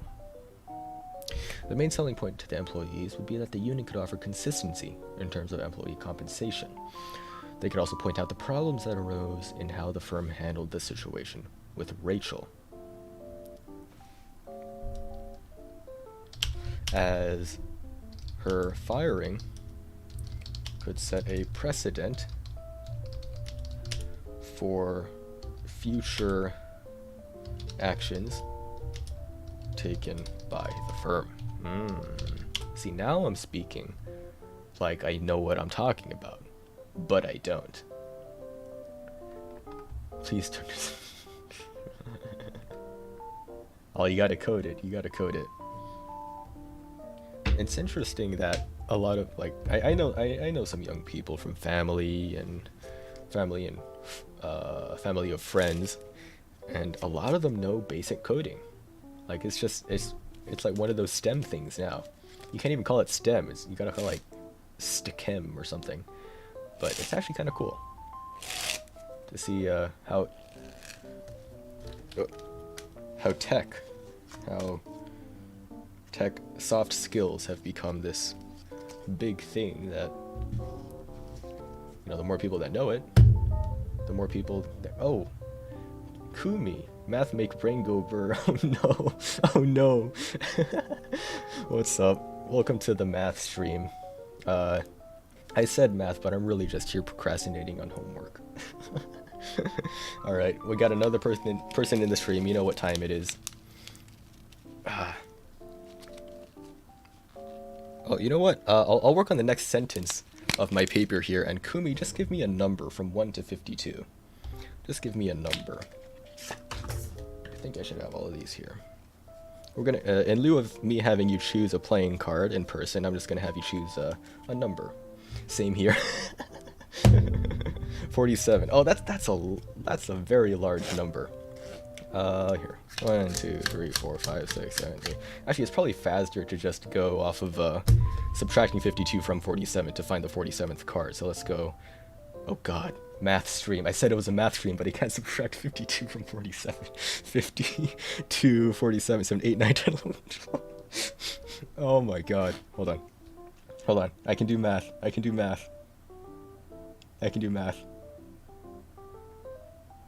Is it 7? Oh my God. You said 150. That wasn't. Most people don't say something that's all the way down. Hold on. Okay. Wait. So 3 from the 47 and the 50, and then plus 2. So it's 5. Okay. It's 1, 2, 3, 4, 5 cards down from the bottom. Oh my God. Okay, you could have chosen any one of these cards, right? And for some reason, instead of choosing a regular number, you instead chose to go with the 5th card. If you had said 46, you would have ended up on the 9 of spades. If you had said 48, you would have ended up on the 3 of hearts. But for some reason, you chose this card right here. And while I hype that up, oh, you coulda chosen, any one of those playing cards, as I totally don't do anything fishy over here. You could have chosen any one of those, but for some reason you chose this one. Well, and happens to be the one card with the fish. Isn't that weird?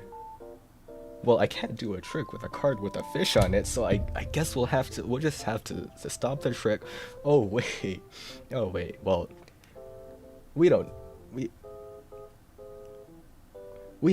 give up on tricks here. We do actual, real magic. David Blaine could never do this. Of all the chances, 1 out of 52, you chose the one card with the fish, and as promised, fish. Thank you very much, I'll be here all night.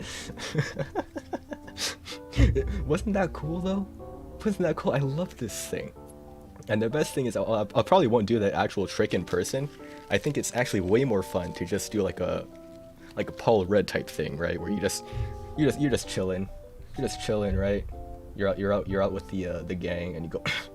I had some sushi earlier. I'm not feeling too good. And then you just reach underneath your mask. Yeah, there you go. You reach underneath your mask. I'm not feeling so good. Hold on. and a fish just appears. I can't wait to mess with this more. I cannot wait. Oh, I love the sound of it. Just, and I think it'll be really funny just to be walking around with a. I love how you can hold it like a weapon. The kitsune urge to chew. I hate that.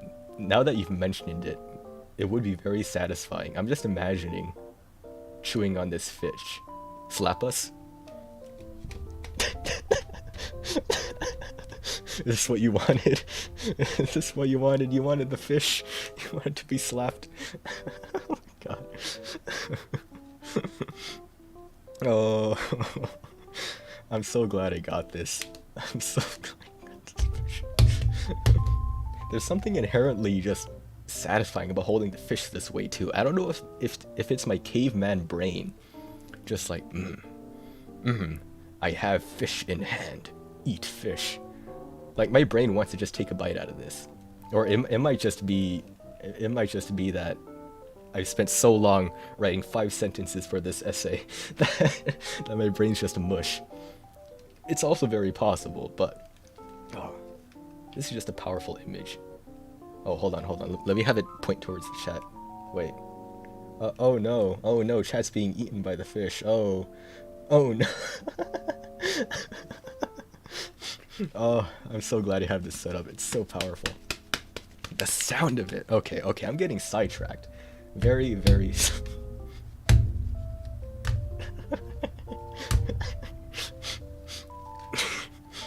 I'm just imagining the next time I hop into a class, like, hey, what's up, guys? And I just yeet the fish on the table. Like, this is just my peak sense of humor. Like, Kirby automaton, nut button. I have everything I could possibly need for just. Oh, hold on. I gotta slap the nut button with the fish.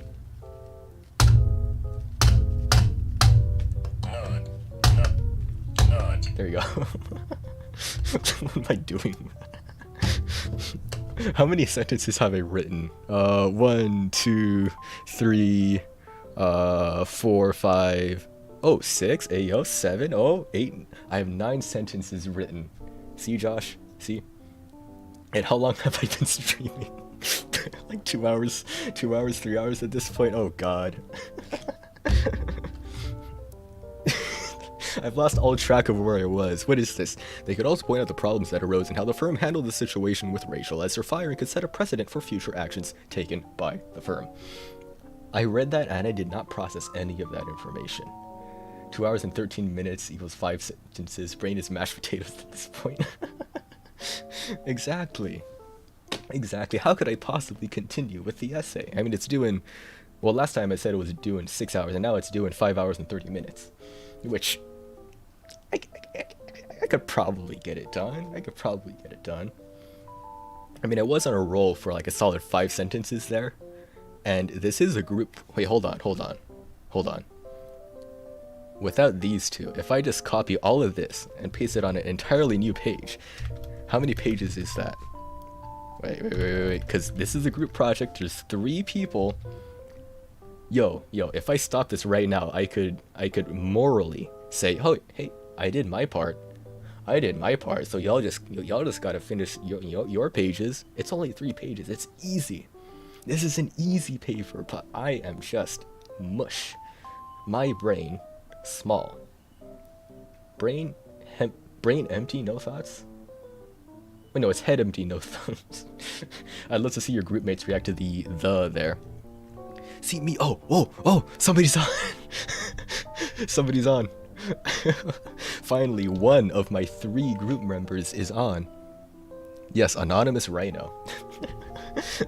watch them put everybody's names on it first, so that it looks like they're doing something. We've all done that, right? Like, oh yeah, all right, we'll make a doc, and then you start you put the names on the top, just to look like you're doing something, and then you don't do anything for the next 5 minutes. I'm not to say that I've done that, right? But alright, but if I write like another 3 sentences, I think this will count. It's 1 out of 3 pages. We are missing 1 person, but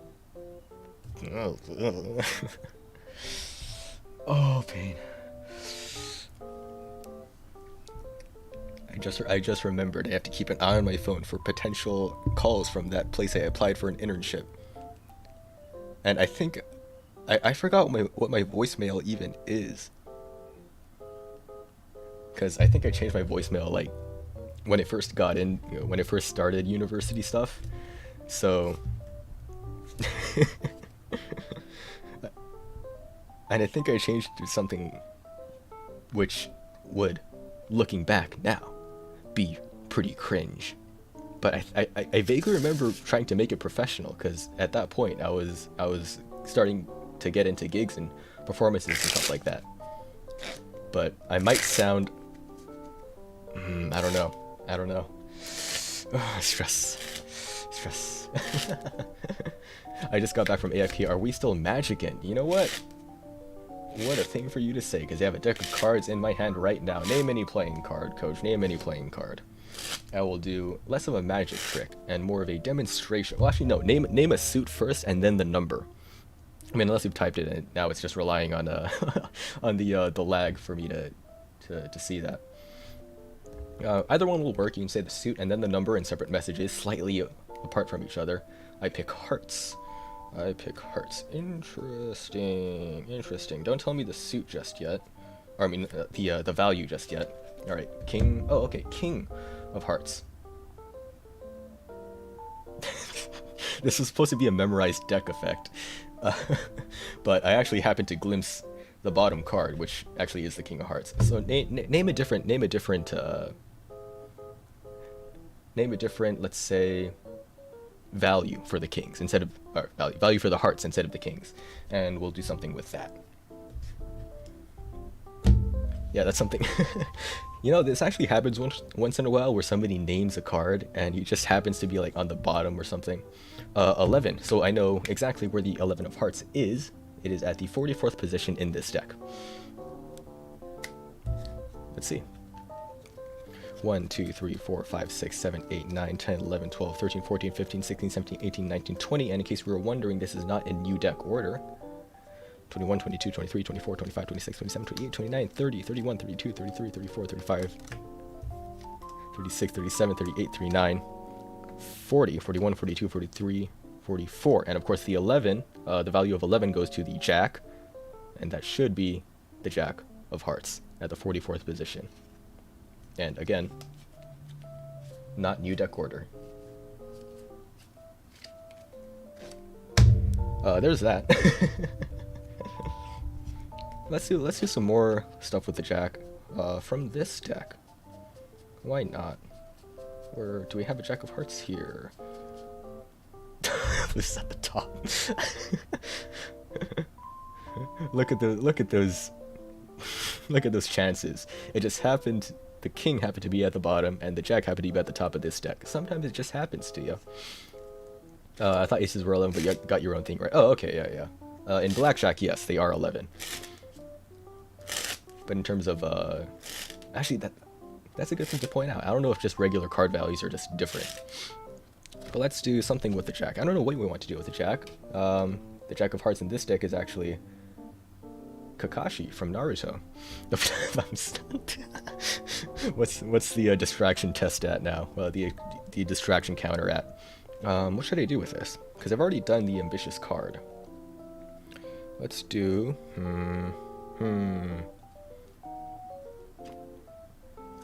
Should we do a card change? Let's just do some card changes. Why not? We'll take the jack, and let's say I want to turn it into the 10 of clubs, right? Happens like that. No camera tricks. I mean, I guess it is technically a camera trick, but check this out. We take the what used to be your jack of hearts into the middle, and somehow it turns right back up here. Let's do. Now this next phase, it's basically the same as the ambitious, but let's put it back. Let's put it back into the deck, right? There we go. Alright, snap your fingers and the jack. Kakashi always comes back to save Team 7. I just realized how messy this desk looks. I've got a fish, the automaton, the freaking Uno cards. Alright, what about a Erdnase change? Alright, let's see if I can get this. Take the jack of hearts, and with a wave, it changes into the 9 of spades. That's actually pretty cool. I like that.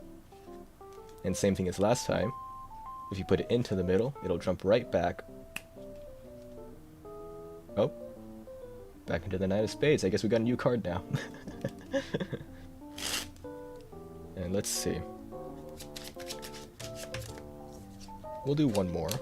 One more. We'll just make it fast. Let's see how fast I can get a card. Hot shot cut. Okay, so I actually don't know where the jack of hearts is. And I'm just... So assuming that somebody's just named it, assuming that I just found out, let's see how fast I can get that card controlled into my right hand. Right, and starting now. And okay, this should be good. And let's do a... Should we do a top palm? Yeah, that'll work well. I think there are other ways to get this to the top as well. So let's shuffle again. And after doing these card controls, there's no way for me to actually prove that it actually is in the middle of the deck, but I guess you can just say, alright, there's a Queen of Hearts, there's a 2 of Diamonds, it's not at the top or the bottom, and now I'll search for it. I'll search for the Jack of Hearts, and I will bring it into my right hand with some kind of special move. Nothing crazy. Oh, nothing crazy at all. There you go, there's the Jack of Hearts. Jay Sean, what's up? So I'm fat. Where the hell did that come from? I don't know what Jay Sean's on, but I guess it makes the chat interesting. All right, time to. the other person in the group chat is just at the end of my section. That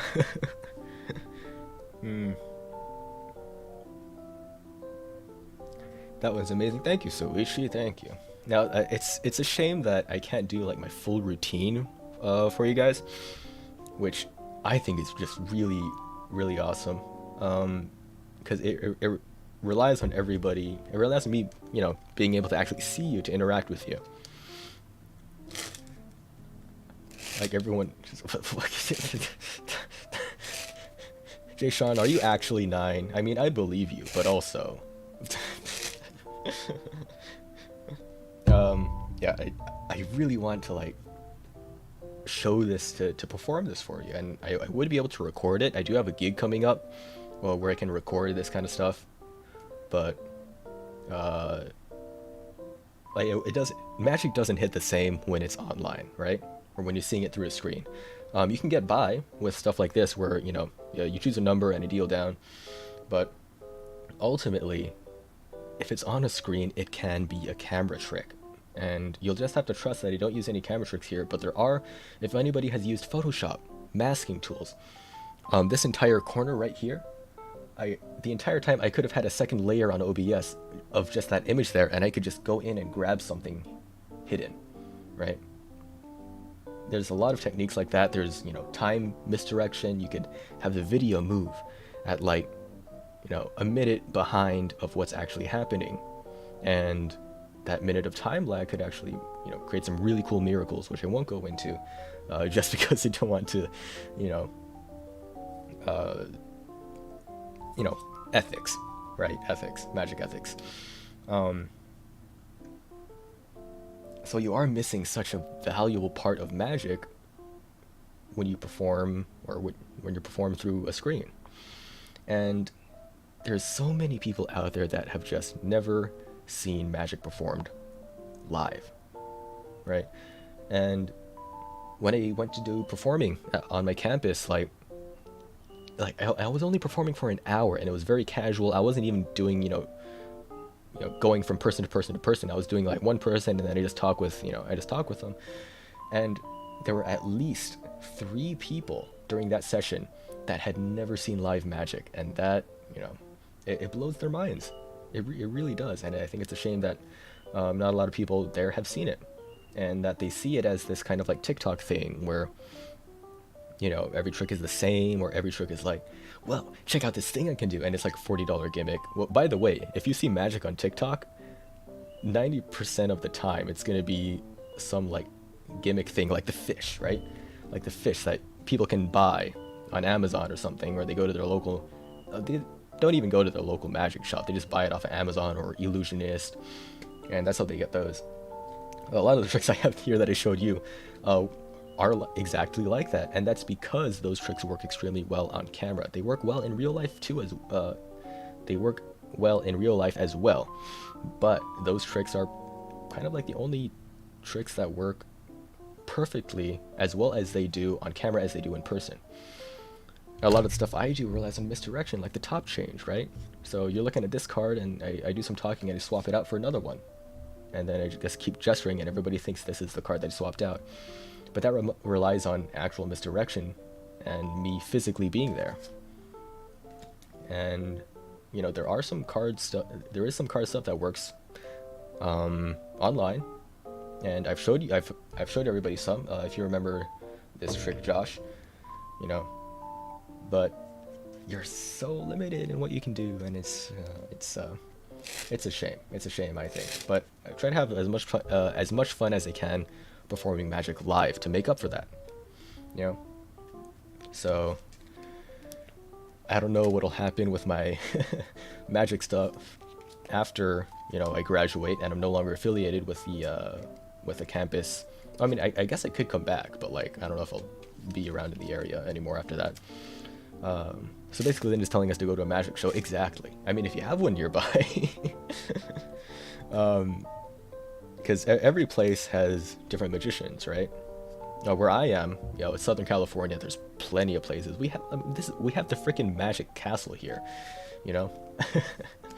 This is like Magician Central, Entertainment Central.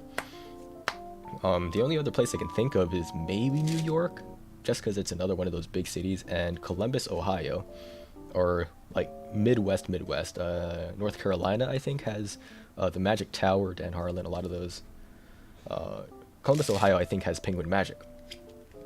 And I could talk for hours about this stuff, and I've caught myself. I can't do this.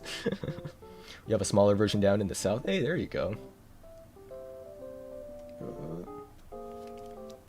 Like, it's actually crazy just how many magicians we have here. Like, at the hangout I go to, literally, there's just famous people everywhere.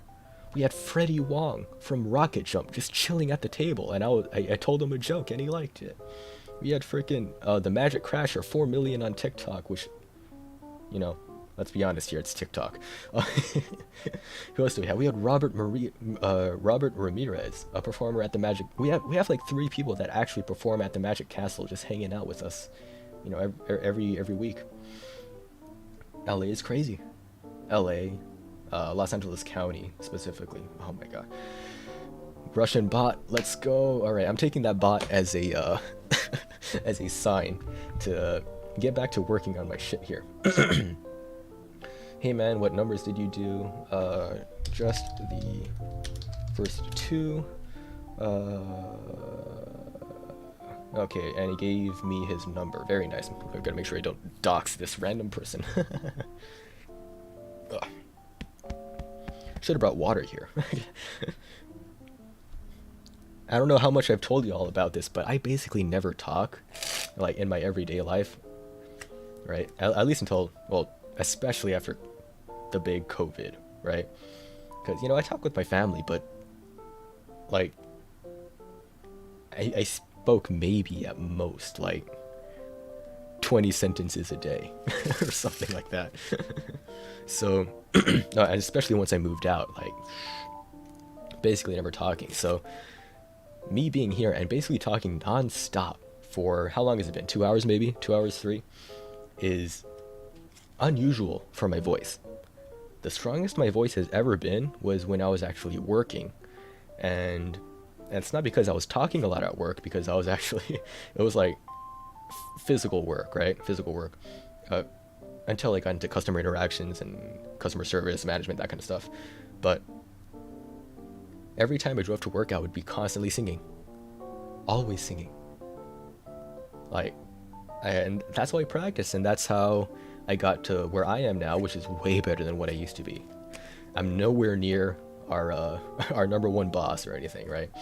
But I think I've gotten it down to where if I listen to myself, if me 2 years ago were listening to myself now, I would be like, whoa, the character development here.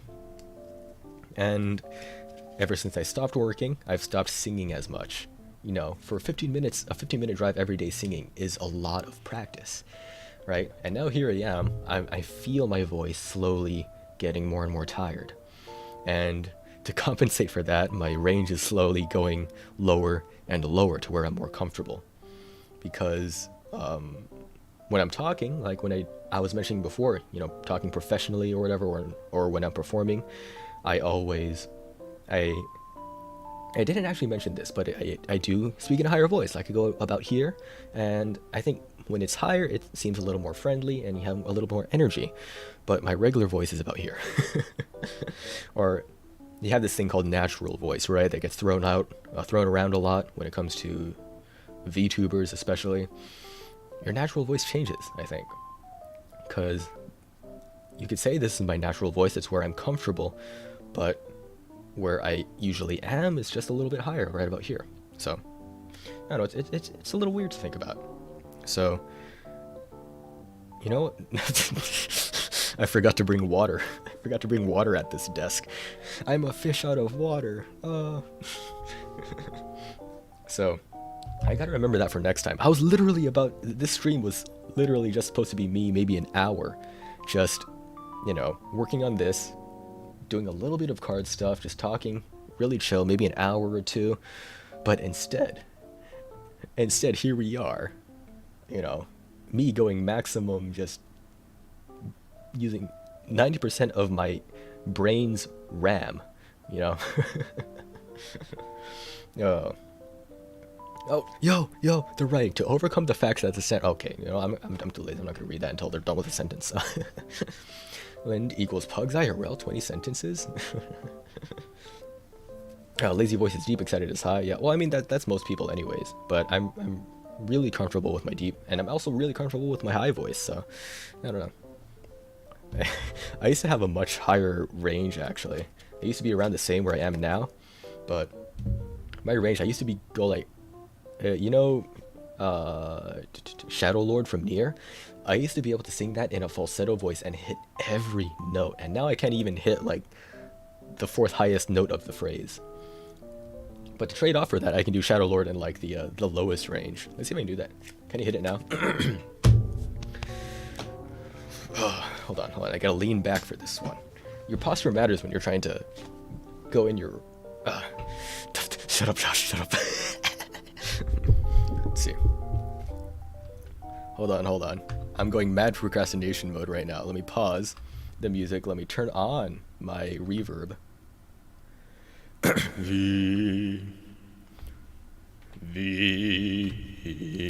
Oh god, no. My voice is tired. But we're gonna try it anyways. Vindames. Oh god. Vindames. sekaya vi o levriai seshia. Yeah. I was able to hit that, but now that I'm tired, I cannot. I cannot. That sounded very breathy and was way out of my range, but like 2 years ago, I would never have been able to hit that or anything close. So, God, I can't wait to hear how terrible my intonation was. I had a point where I was like, yo, I got singing down. I can sing this stuff, and that was when I was, in my car singing all the time. And I was like, yo, I'm actually comfortable with singing. I'm comfortable with my voice. I'm a range. And then I realized that was because I was singing the exact same songs in my car over and over again. And then once I started singing other songs, I was like, oh my God, I don't have this down. So that's kind of where I am now. And even with songs that I do know, front to back, like that one, that phrase is just, it's in my head constantly. But it's inconsistent. It's inconsistent every time I try it, because it uses the maximum of my range, and every time I'm always thinking about that last note, so I never bother to worry about the intonation of the notes that came before it. Can you tell that I'm into my higher voice right now? And then, because I got excited, right? And then I'm like, yo. And then I tripped over my words, which is something that I do a lot. Something else that I also do is weird enunciation.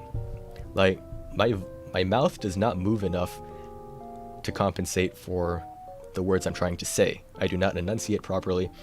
And, as a kid, I had this thing where I would always say THs as S, right? So, I would be like Z, or S or Z, like I would read a sentence here, it would sound like, Sam White has worked for the company for over 30 years and was one of the few employees who worked for the previous owner. Like, bleh, bleh. Proceeds to explain about explaining. Oh man, I'm going maximum. Look, see, look at this person. Well, I mean, I was about to roast them for writing sentences slowly, but unfortunately, they're way faster than I was. I'm having a good time. Are y'all having a good time here? Are y'all having a good time? Let me know. Oh, one of these days, I'll try real hard to be a legit. No, I won't. I take that back. I might try real hard to actually do this streaming thing. Lin Sensei is teaching us about something more important. Exactly. You know what the biggest value is? Exactly. This thing is a $40 silver coin. Need to pump it up, get some flame rings. What the hell's a flame ring? What comes to mind? Get some saws. Oh, magic? Sawing people in half? Oh, there was this... Oh, I was actually planning to go to my magic shop today, because they got the March sale. Not enough water experience. Oh, dang it. He called me out on the lack of water. We don't got water. We got nuts instead. God. What was I talking about? Oh, flame rings. There's this thing called a fire wallet. It's a wallet. You open it up, and it triggers a mechanism that uses, I think, like flash paper or like some kind of flammable liquid, and the wallet just opens with fire.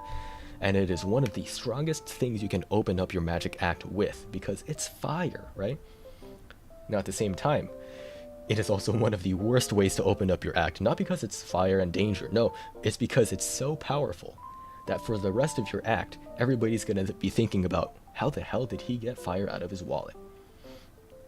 And that's something that a lot of magicians will point out, and a lot of pros will constantly recommend, is always keep your strongest stuff for the end, right? And that's something that I'm pretty sure all of you know, or at least in this case, it's a little different in that you want to have a hook, right? You want to have something that pulls people in, but you don't want it to be too strong. Otherwise, they'll just get yeeted across the map.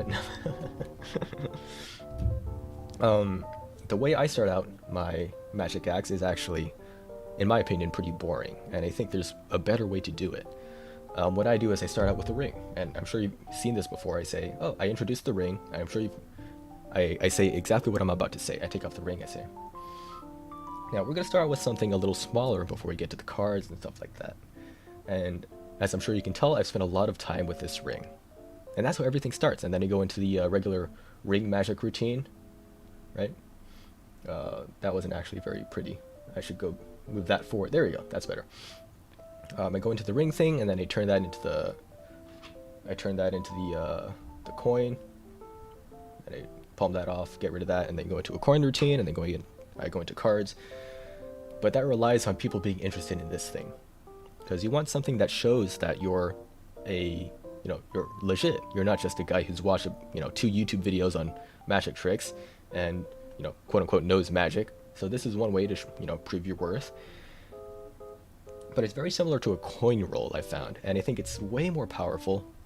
And I think I might actually start out with this from now on to do like a card spring to introduce yourself. Hey, my name is Lind. I do magic, and then you do just a bunch of cool card moves. And then, but before you get into the card stuff, let's start with something a little more simple. And I think that's a way more powerful way to do this kind of stuff, or to introduce yourself as a performer.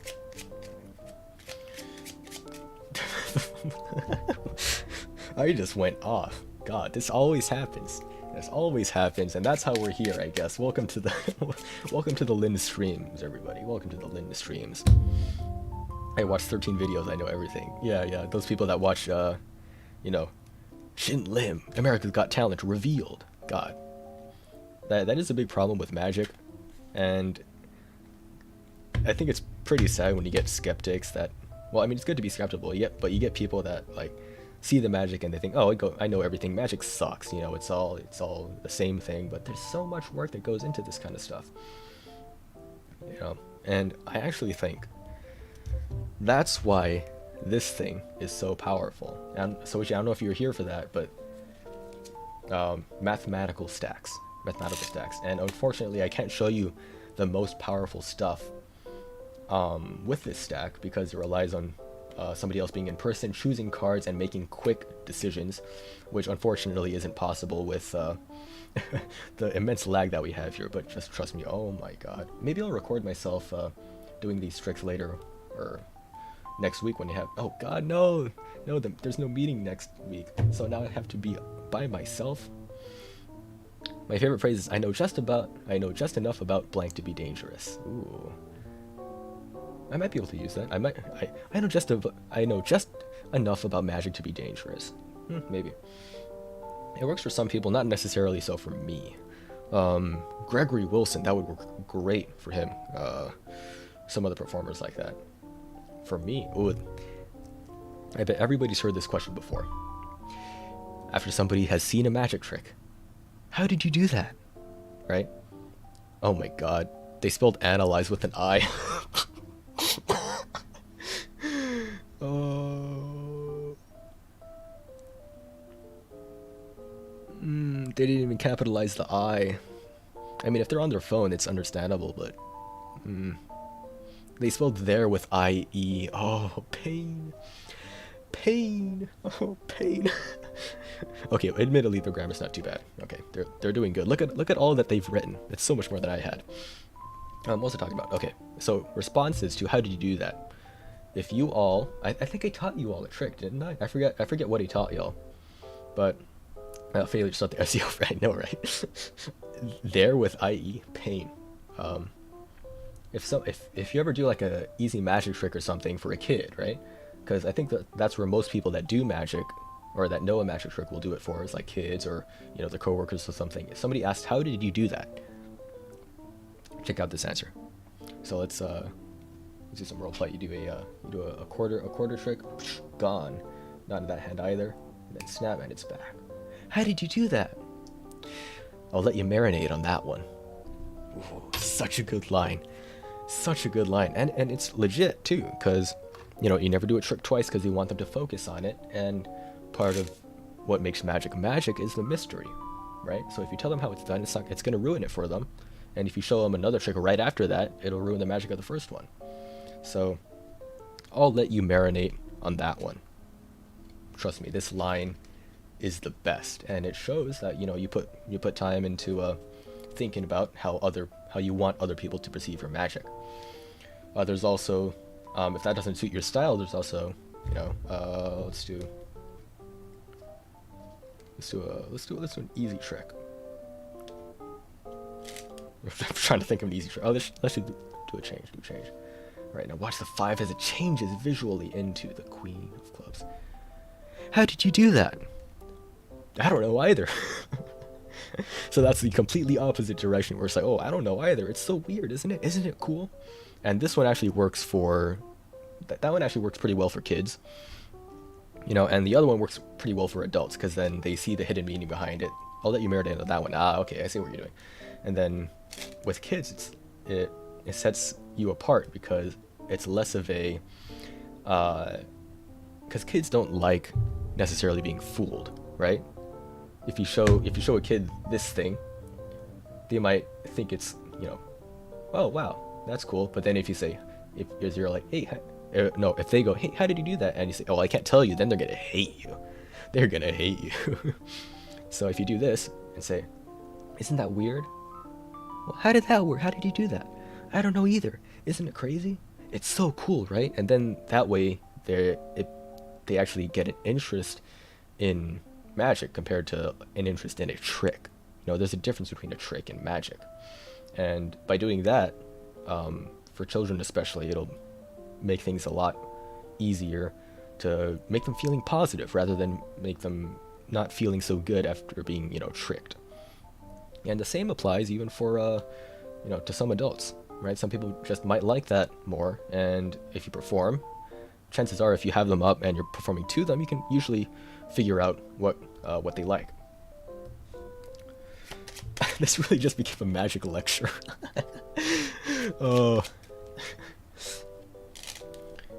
there's more I want to go over. Oh, I said multiple times when I was talking about magic, I could talk for hours about this, and look where we are now. Look where we are now. Maybe one of these days I'll do an actual magic lecture. I'll teach, easy stuff for everybody to do to their family or stuff like that. And I think that would be a lot of fun. I can teach some basic tricks. I can teach the criss-cut force. I can teach how to reveal cards and stuff like that. Even simple sleights. Maybe one day. That would be a very, very fun trick, I think, or a very fun stream, or not even a stream. If I plan it well enough, I can stream it and also have it just be a video. So. Oh, my throat. My throat is demolished. Hold up, we got 2 out of 3 pages. We might actually, holy shit, we might actually be able to do this. Okay. I'm calling it now. No, God, I forgot about the images here. I have to get rid of these. We don't have 2 pages, we have about 1.5. Wiggling your toes, wow. Here, try this out. You'll have to practice this. You'll have to practice this in the mirror, but this works great for kids and even for people, just regular people. Now, credit for this goes to The Pinky Thing by Nick Locapo, Locapo. I don't have permission to teach this trick, but just for you two, or you 3, or I don't know how many people are watching.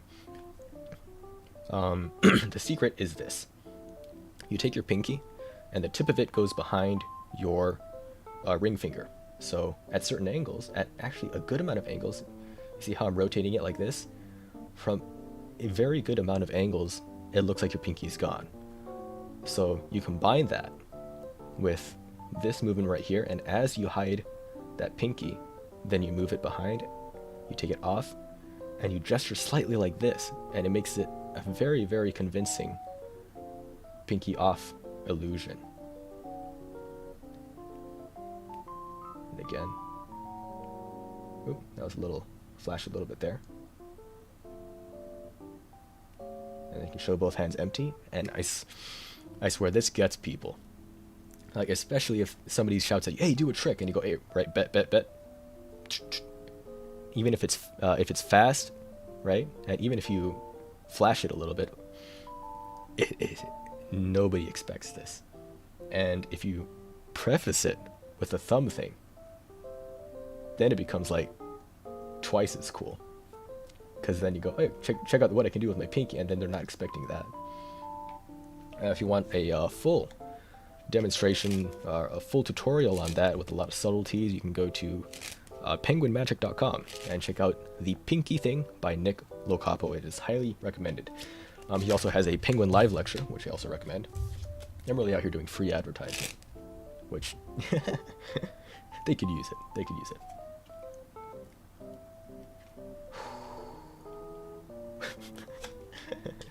Alright, here's the plan. The stream will end when this essay is done, which should actually be pretty soon. And now that I've made it so that the stream will end when this does, my hand is not stretchy enough. Let's see, it doesn't need to be perfect, because like from this angle it's pretty terrible, and you can see like it's not even like all the way. Like even from this angle, even from that angle, it's still pretty good. And you can also just use these, put these 3 fingers together to give yourself a little bit more cover. And honestly, that's a good illusion on its own, because you can stick your pinky out, which gives it a really convincing illusion right here. And I'm gonna pause exactly where I am. This is what it looks like. Like I'm barely putting that behind my ring finger. Now I've stretched out my hands a little bit from all my card handling skills, but if you can do this, if you can even do that much, you're all set. And of course, it's hard to practice unless you're looking into a camera or a mirror. Like right now, I'm looking at the camera, so it's very easy to practice this move. But for you, for anybody practicing this move, you'll have to like tilt your hand at a weird angle. Like look how terrible that looks from that angle. But for me, this is perfect. So highly recommended. And if you have family or something, like trust me, once you get this down, once you spend like the 5-10 minutes to master it, like it takes you 2 minutes, I think, to get down. It takes you 10 minutes to master. Once you get this, like, whew, you're gonna blow everybody's mind. Quick tip. Where other people are seeing it matters, right? Because if they're higher than you, then you have to tilt this higher. If you're lower than you, but then your eye level, you have to do this. Quick cheat sheet is that you just point your thumb at their eye level. So I'm pointing my thumb directly at the camera right now, and that looks pretty good, right? And then I can actually go lower. I can go lower, but I can't go higher. So I guess it would be point the thumb directly at their eyes, and then just slightly lower. And then you actually have a solid like 10 to 20 degrees of movement where it looks like your pinky's gone. So you have way more cover than you think you realize. You can do it with your toes, but not your hands. Pain. Oh shit! We got two pages. All right. My voice is getting parched. I need liquid, and so I shall now be focusing entirely. Come on, give me some blesses in the chat, because I will be focusing entirely on this essay. I will be knocking this out. This is an essay speed run. Hold on, let me get a. Where's my screen text? There we go. Essay speed run. Let's go. And what's the color? Let's select the color. Let's make it white. And okay. And we'll make it visible. And we'll put that essay speedrun. Let's go. Alright. Hell yeah, thank you for the blessed emotes. And let's fucking go. Okay. I will now be stopping my BGM. Well, actually, no, here, I'll turn off the BGM on my, No, screw it. Let me just take my headphones off. I don't need my headphones. I don't need to listen to anything. Alright. So that's so that y'all can get the BGM. Alright. He's doing those. I'm gonna make a introduction paragraph. I will delete this. I did 1 and 2, so he's gonna do 3, 4, 5. Any other facts to consider? He's numbering. He's numbering his answers. I'm not. It should be fine. We're still getting the same information. Let's see, where are you at?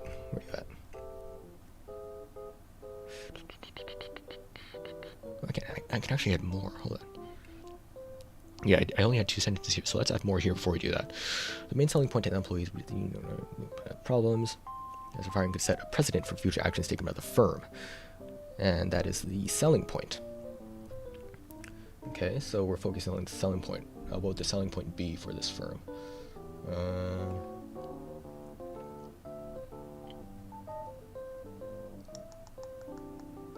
Rachel's gone.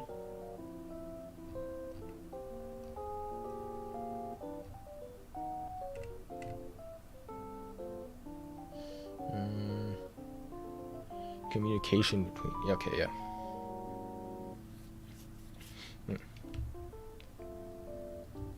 The existing problems... Oh, hold on. Other existing problems, such as the...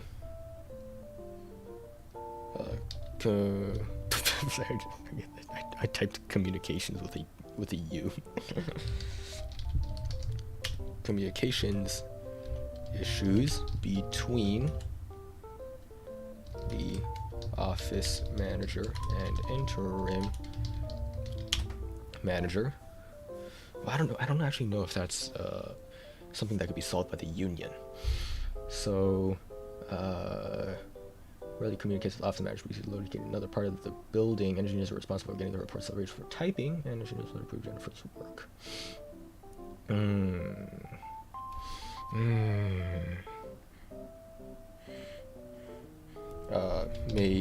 Other existing issues may cause problems down the line. May cause more issues. There you go.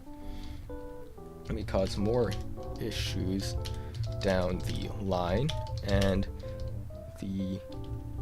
help from the union would be able to create insurance in case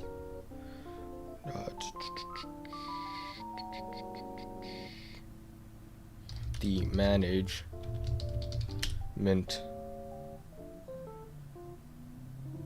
fails to take proper action again.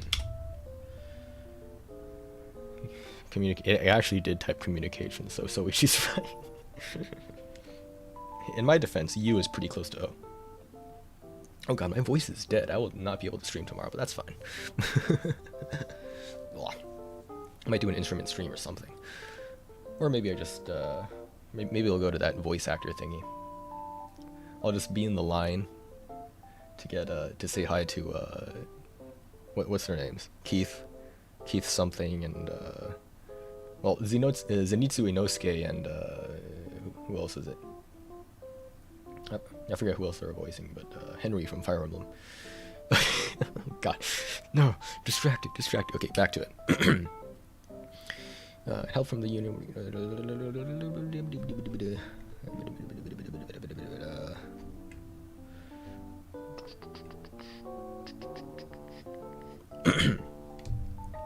The union would act as... would cover... no. Existence of the union in the work cycles, or the involvement. I've used existence a lot, you don't want to get too redundant. The involvement of the union in the work cycles. Is that a thing that people say, work cycle? Would also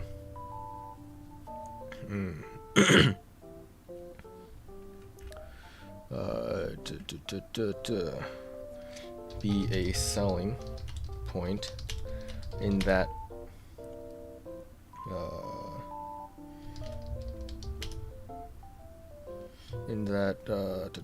the company lacks a human resources department, which means that employees will be less knowledgeable about their rights, and that the government will be more likely to infringe upon them. Ooh. Bryce, yeah, him. I can bring up the site really quick. What was it called? It was on Instagram, so I'll have to. Bryce. Yeah, it is Bryce Papencrook, yeah. He'll be signing. You have to pay $60 freaking for a signature. Who was it? Aguilar. Oh god, who's the Genshin guy voice actor? Zach Aguilar. He's actually like 5 miles from me right now, which is crazy. Aguilar Instagram, and then I think it's on his most recent post.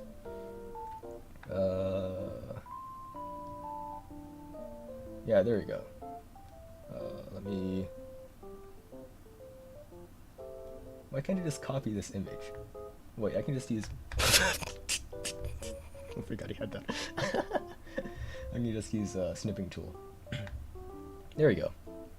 So I think that's up on my screen. Oh, I forget how small I've made it. Alright, let me...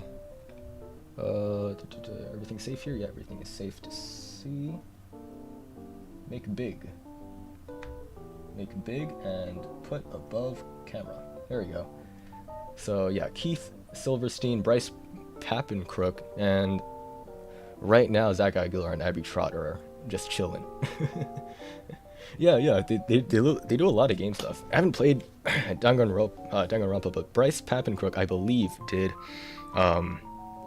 Henry from Fire Emblem Awakening, and I was looking up his page on Wikipedia, and I recognized so much. He voices Lest in Rune Factory 4, and I don't know if y'all have seen me ranting in the Discord about how much I love Rune Factory 4. And Keith Silverstein, how many of us have played Skyrim here? I don't know how many, but Skyrim, there's this character, a very memey character called Nazim, who everybody hates, his character, and I have killed him at least 100 times.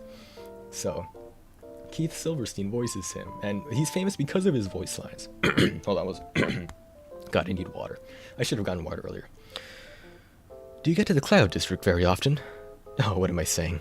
Of course you don't. That line, that's that guy. And I was thinking about going and just having him like sign like a playing card or something, because there's no way I'm gonna go over there and give Funko Pops my money. I mean, I guess I am if I'm paying him for the signature, because it's the event hosted by the Funko Pop place, but like...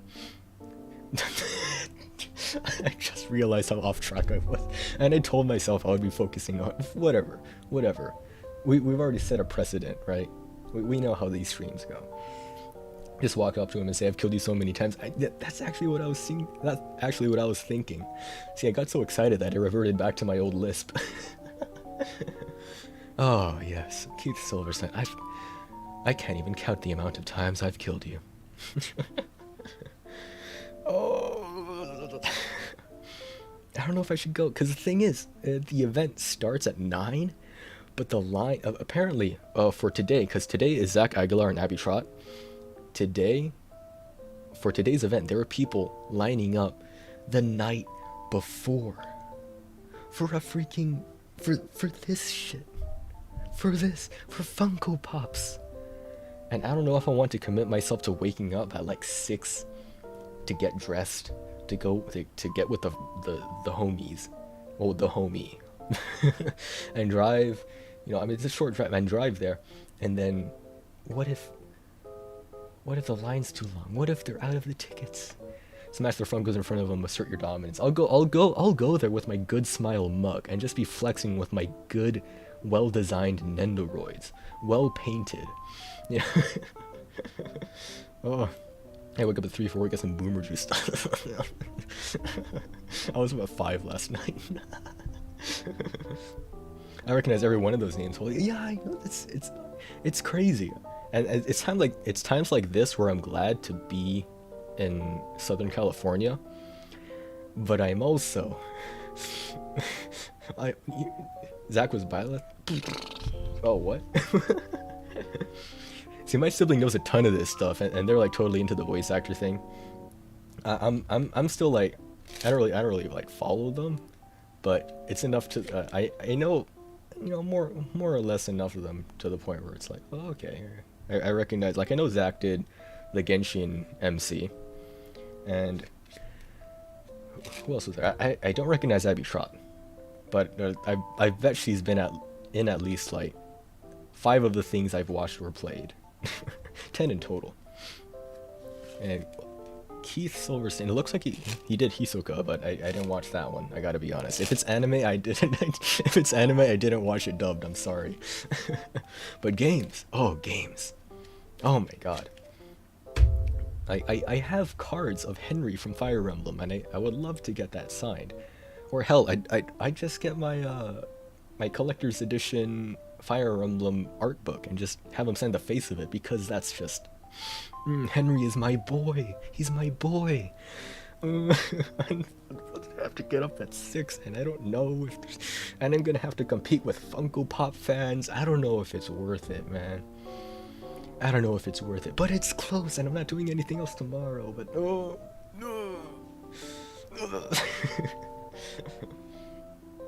I feel like if I took myself out of my current situation, like if I was me 2 days ago or 3 days ago, I would be like, yo, just go.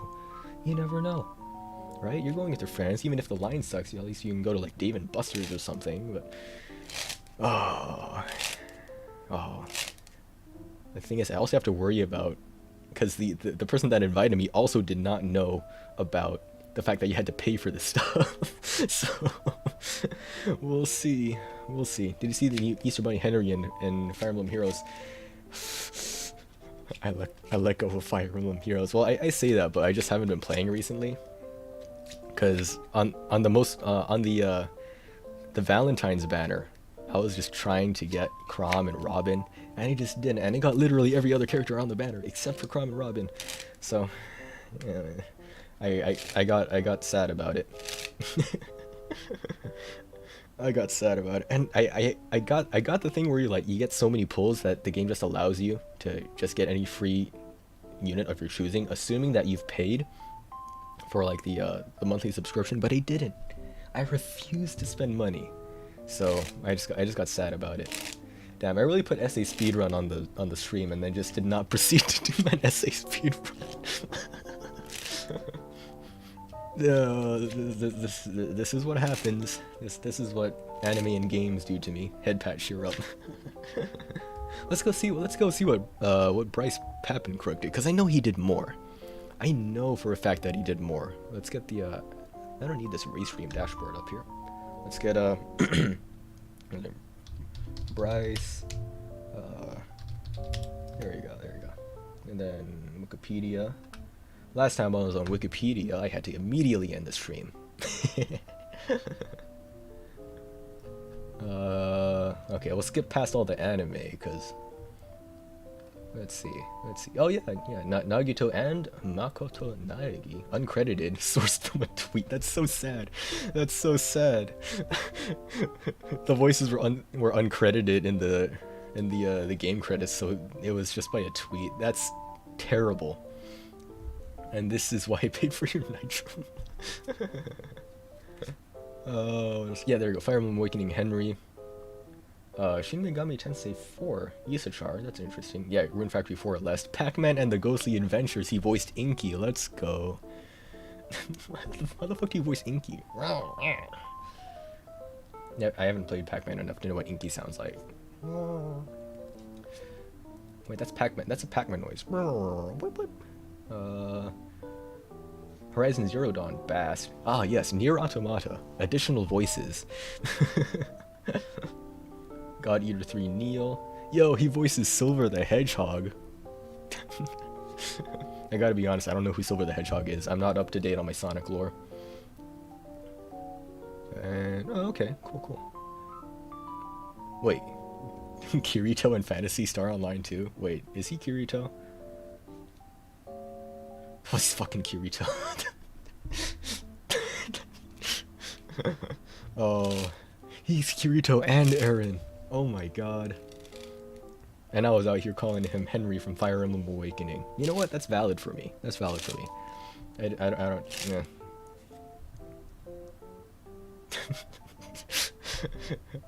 Hey, Kirito and Eren. I'm not gonna say that Eren fans are the same as Kirito fans, but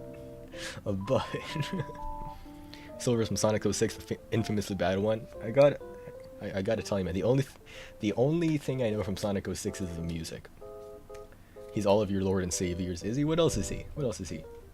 BlazBlue, Soul Eater, not Clay. Oh, okay, I remember Clay. Caesar Zeppeli and JoJo's Bizarre Adventure. Hey, yo. Caesar.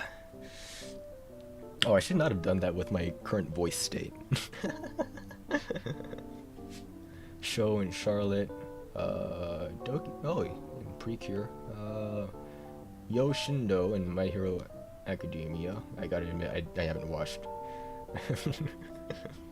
Okay, yeah, he knows Skye from Demon Slayer. Additional voice from Godzilla Singular Point. Oh, yo, he's Gugu from To Your Eternity. Gugu. Ranking of Kings, Hokuro. Yo, he's a line cook and the cheese sandwich in Be Cool Scooby-Doo. Let's go.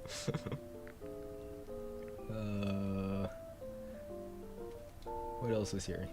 He's done a lot of Fate stuff. I know you like Fate, Josh. Shiro Emiya. What else is here? Oh, okay, that's it. Oh, see, now that I read it, I do kind of want to. I do kind of want to just like see him, but man, $60 for a signature. 60. I could spend those $60 on Elden Ring. I could spend those $60 on getting 6 decks of playing cards, custom playing cards. I could spend those. Wait, he said the people die when they're killed line? Oh, actually. I could go and spend $60 to get. Wait, no, I think it's $60 for an autograph and $40 to add a quote. So to get somebody to draw a quote, which is bullshit pricing. Why would I want to pay $100 for that shit? It would be funny though. It would be funny. I could pay him $100 to write "People die when they are killed" on a playing card and then sign it. And then if I pay another $30, I can get a selfie with him of that. Oh, that would be so good. Oh, that would be so good. But prices. I guess I would be supporting voice actors, if I went and did that, helping voice actors get a roof above their heads, but I don't know, man.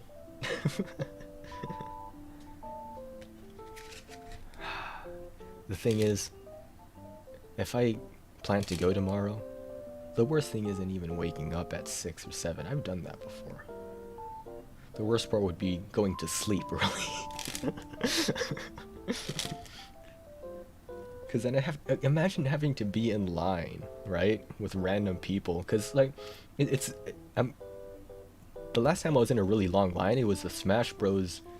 Ultimate event. Back in like 2018, before the game came out. It was at Best Buy's, and you had to go, and it was like a 6-hour line, and you got to play like only 2 games, but you did get some free swag. But that's where Magic came in handy, because I was sitting with people, everybody's doing snakes in line, so I would go do Magic, and people in line are bored, so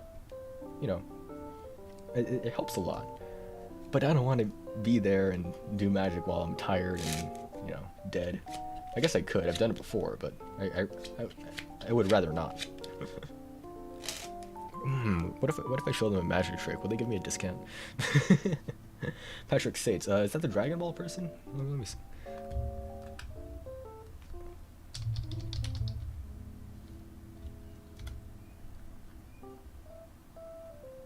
see. Let's see.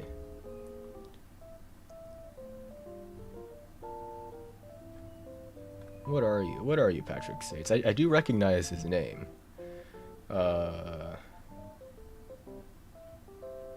Clover, or at High School Host Club. That one was actually pretty good. Last edit was 15 minutes ago.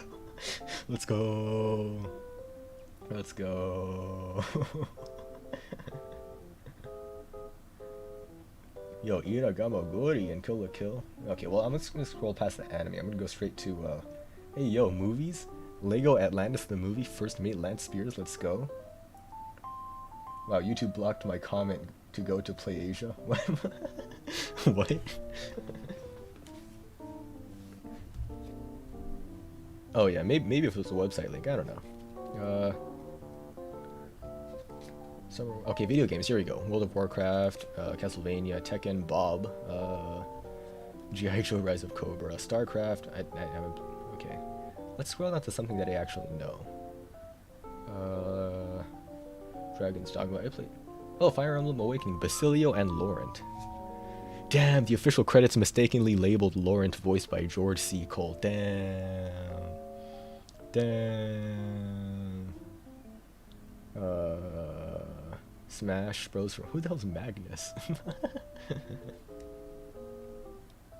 Xenoblade Chronicles X. Nope, don't know those characters. I don't remember those characters.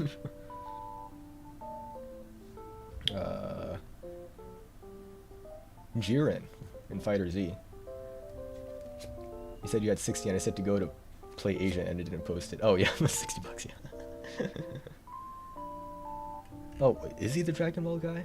I feel like that's it, because I didn't see anything huge in the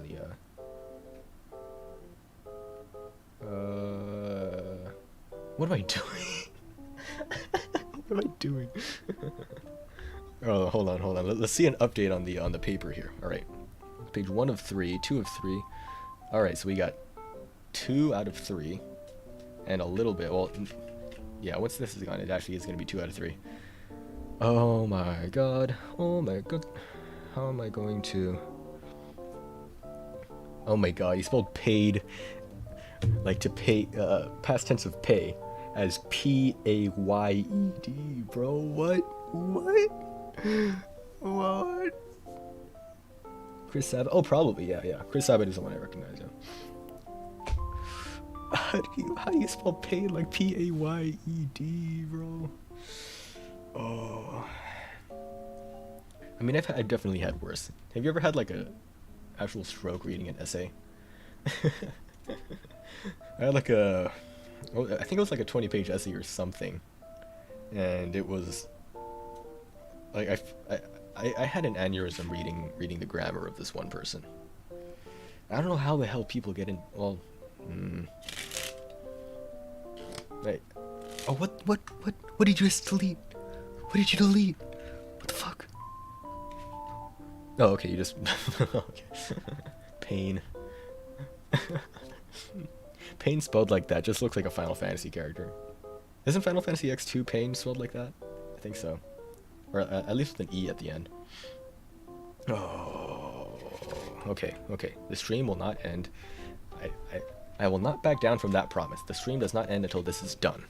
And I need to get food. I need to get food and I need to get water. I must finish this. I must. Okay, that's question 4. That's question 3. Oh, this person's written way more than I have. Question 4 is pretty small though. Let me see if I can add on to that. What would it mean to the union if they were successful in their campaign? They would be able to protect the employees, right? Shit. I don't know how to think about it from the union side.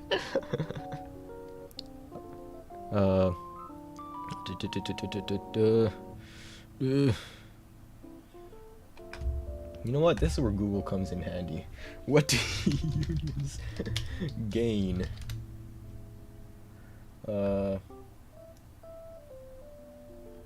Okay, yeah, unions are good for the workers, but what about the union side? What do unions gain? From helping workers, yeah, there you go. Damn it, this doesn't help. ASHD Lind. What does this mean? Actually, I saw that and my immediate thought was CHSD, which is the chaste for... Oh, I forgot this was still up. Damn. I really just revealed all of these secrets. There's a formula, by the way, for the calculating the position of any card named for the standard Stebbins stack. So let's bring this back down. Screen. And we'll move you down here. There we go. And we'll put you behind the camera. Very nice. Welcome back to the desk. Welcome back to Fish. What the fuck was I doing? Oh, hold on. We're at 3 pages. Hey yo. Oh wait, I have to get rid of this thing. Wait. Names and title. Yo, we might be good. Okay, so it's 3 people, 1, 2, 3, and then 1 for a title. And that it's a thick piece of thing down here. All right, let's keep. All right.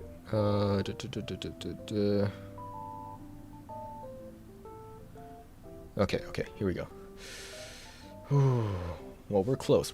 We need just a few more sentences, and I'll need to hop off before we actually finish it, so that we can put our names on this and turn it in and everything. Oh God, my stomach is growling. Did y'all hear that?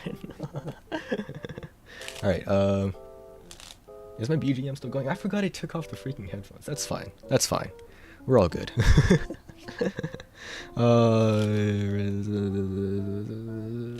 Hold on. I need to calm my brain down. This actually has been helping. Okay. This means that if the union was successful in representing the employee things, why would you say that? The employee concerns. Come on. Don't say things. Never say things. Such as the hourly rate of pay, employee handbook, as well as terminations, can all be contested. The union would be able to help these workers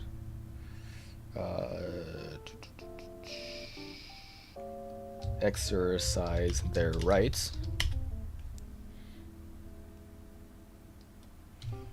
as well as have a say in how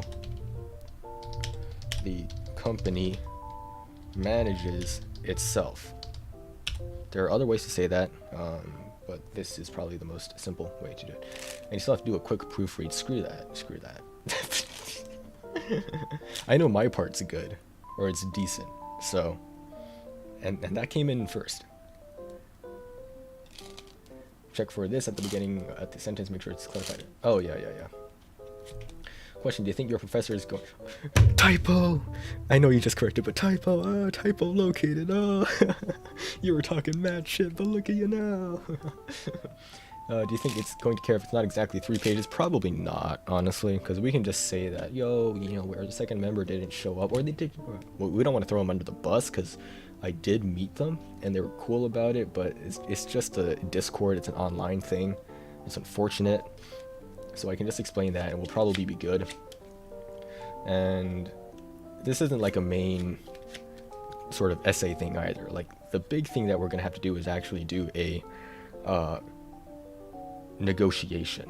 So the class is going to be split into teams, and us as role-playing management will have to negotiate on terms with another team that will be representing and role-playing as a union. So that's going to be the main thing, and this is more of like an introduction into what that's going to be like. Now, that project actually is very cool because you get to role play and you get to communicate, and assuming that everybody's role playing correctly, it's going to be a fun time and you're going to learn a lot from it. But the problem is, it only works if everybody is down. You can only play D&D role-playing if everybody is down with role-playing. If nobody, or if one person is off, it's going to throw the entire session off, right? And that's a problem we have here because not everybody's into this kind of stuff. And on the opposite hand, we have my employment law class, which I've mentioned several times before, which actually is doing something very similar. Where we will have a mock trial, and we'll have people representing lawyers and defendants and plaintiffs. And it's going to be the exact same thing where it's role-playing. But the thing is, there is much more control from the professor's side, from the game master's side, because you have to play along. And doing that will actually make it fun, it'll make it memorable, you'll learn from it. In this case, we don't have that. we're just kind of expected to handle it ourselves, and I do not see it ending well. So there's my rant about this class. Let's see how good we are. Did you add names? Well, not that you can see it with this tiny ass screen anyways. 1, 2, 3. What's this called? Critical thinking, labor relations. Let me go here. Let me just full screen this. Critical. Oh god. That's still in still fun. Take us back to times Roman. Critical thinking. Labor relations. Yeetus fetalitis. What? Okay, so space for names, and what if I got rid of the numbers so that when the professor reads this, it'll be like, oh god, these aren't numbered. That makes sense because it's an essay, but also now I don't want to hold on. Now I don't want to, I don't know where I was going with that. My brain is mush. Okay, looks like they're doing 2 spaces after every paragraph, so what if we do that? There we go, we got 3 pages. Let's go. There we go, 3 pages, baby. 3 pages. You know what? Hold on. That's good enough. I think that's good enough. That looks like 3 pages. I mean, granted, we could probably do 2 more lines there, but we're good. I think we're good. unless this spacing is off, but what if I don't space this one and then space that one? There you go. Now it looks a little more natural. And then put a space over here. There we go. That's what I'm talking about. All right, critical thinking, labor relations. I was gonna read it out just to like finalize everything before I end the stream, but I really don't want to do that. How should we end off today's stream? It was actually, even though we basically did not accomplish anything that we had set out, well, I mean, I guess we did, but we did not accomplish anything that we set out to do in the way that we wanted to. What would be a good way to end this off?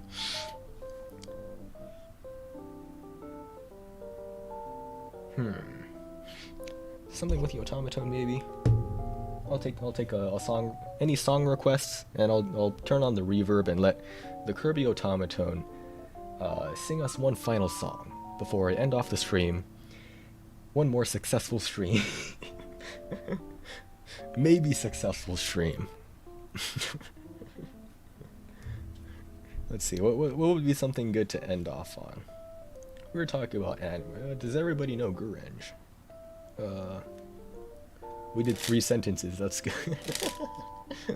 Well, I did a little more than 3 sentences. I did about 4. Oh, if it were me, I would give this like a B at maximum. At maximum. 9 sentences, I think. Oh my god. Yeah, this will definitely be good by before 10 p.m. or 11 p.m. Let me improvise something. Once I get the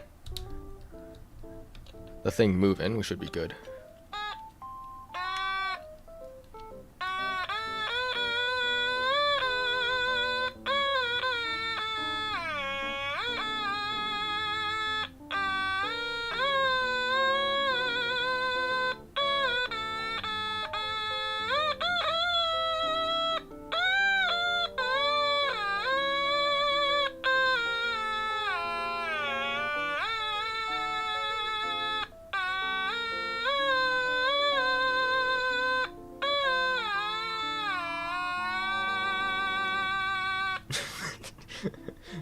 That was Genshin Impact, Flowing River or something like that.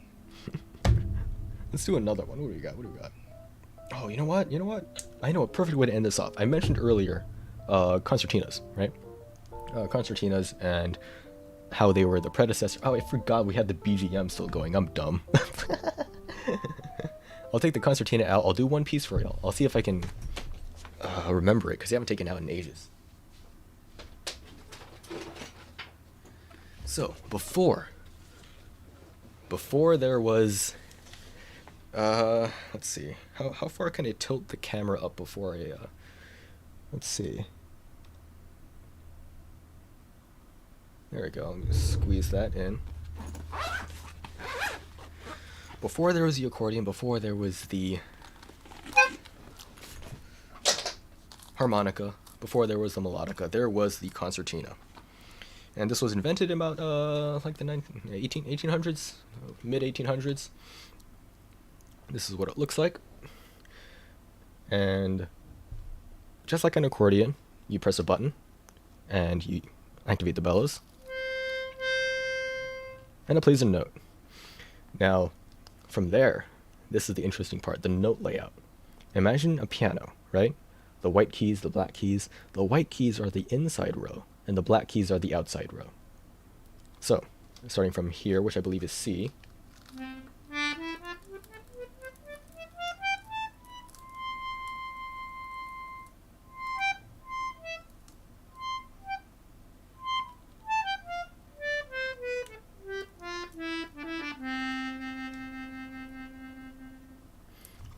And that makes for a very easy way to do fast passages, because you essentially have a piano which is split across two hands.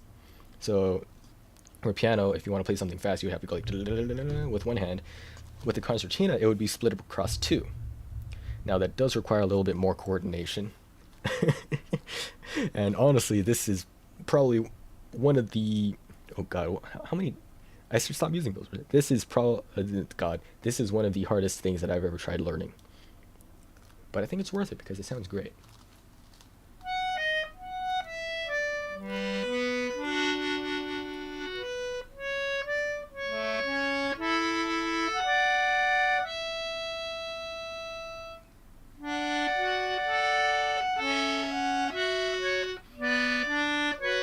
Oh god, I forgot. It was sounding good for a second. Hold on.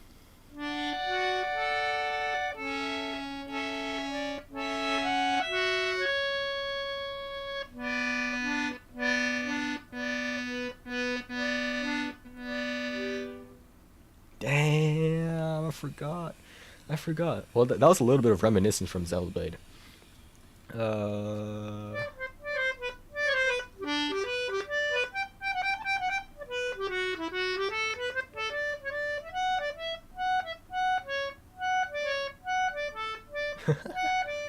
Da, da. Oh god. Da.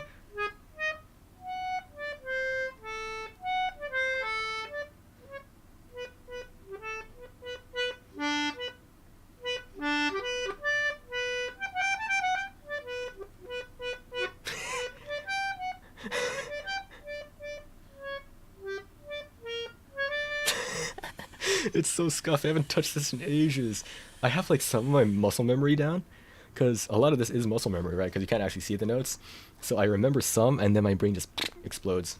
Let's do I should know one. Let me bring up the sheet music. God, why am I here and not using the sheet music when I totally could use the sheet music?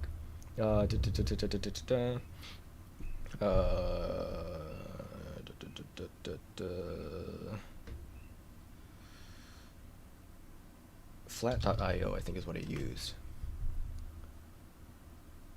Nope, it's not there. I do have some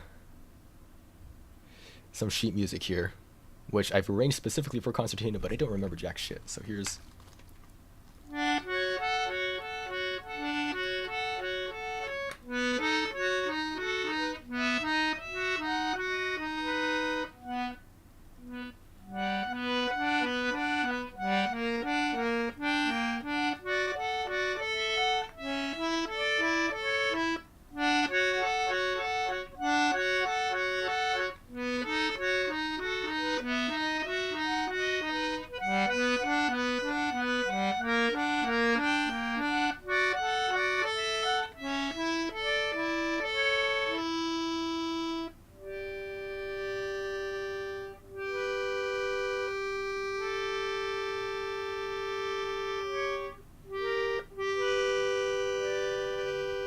I forgot what chord it ended on.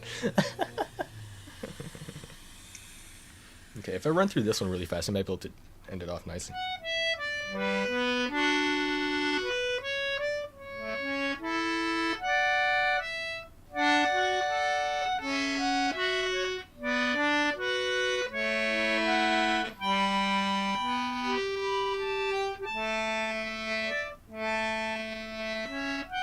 Oh.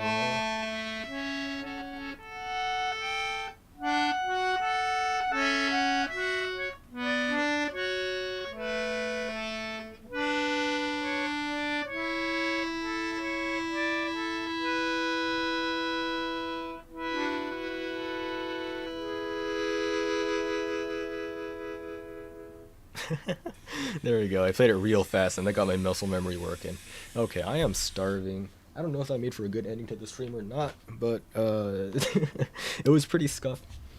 It was pretty scuffed. Maybe one day I'll get back to learning that. Well, I mean, I do take it out maybe once like every 2 weeks to practice it, but I think that would make a pretty fun stream, maybe, or maybe a video when when I work up the talent to get that thing done or to get those arrangements working. Like I made this entire thing, but I just haven't done it. So, all right. Bless everybody, and I will end off the stream. Let's see, I'm gonna have it so that the fish pops out just as I hit the stop streaming button. And in 3, 2, 1. Thank you for watching the stream, everybody. Whoa!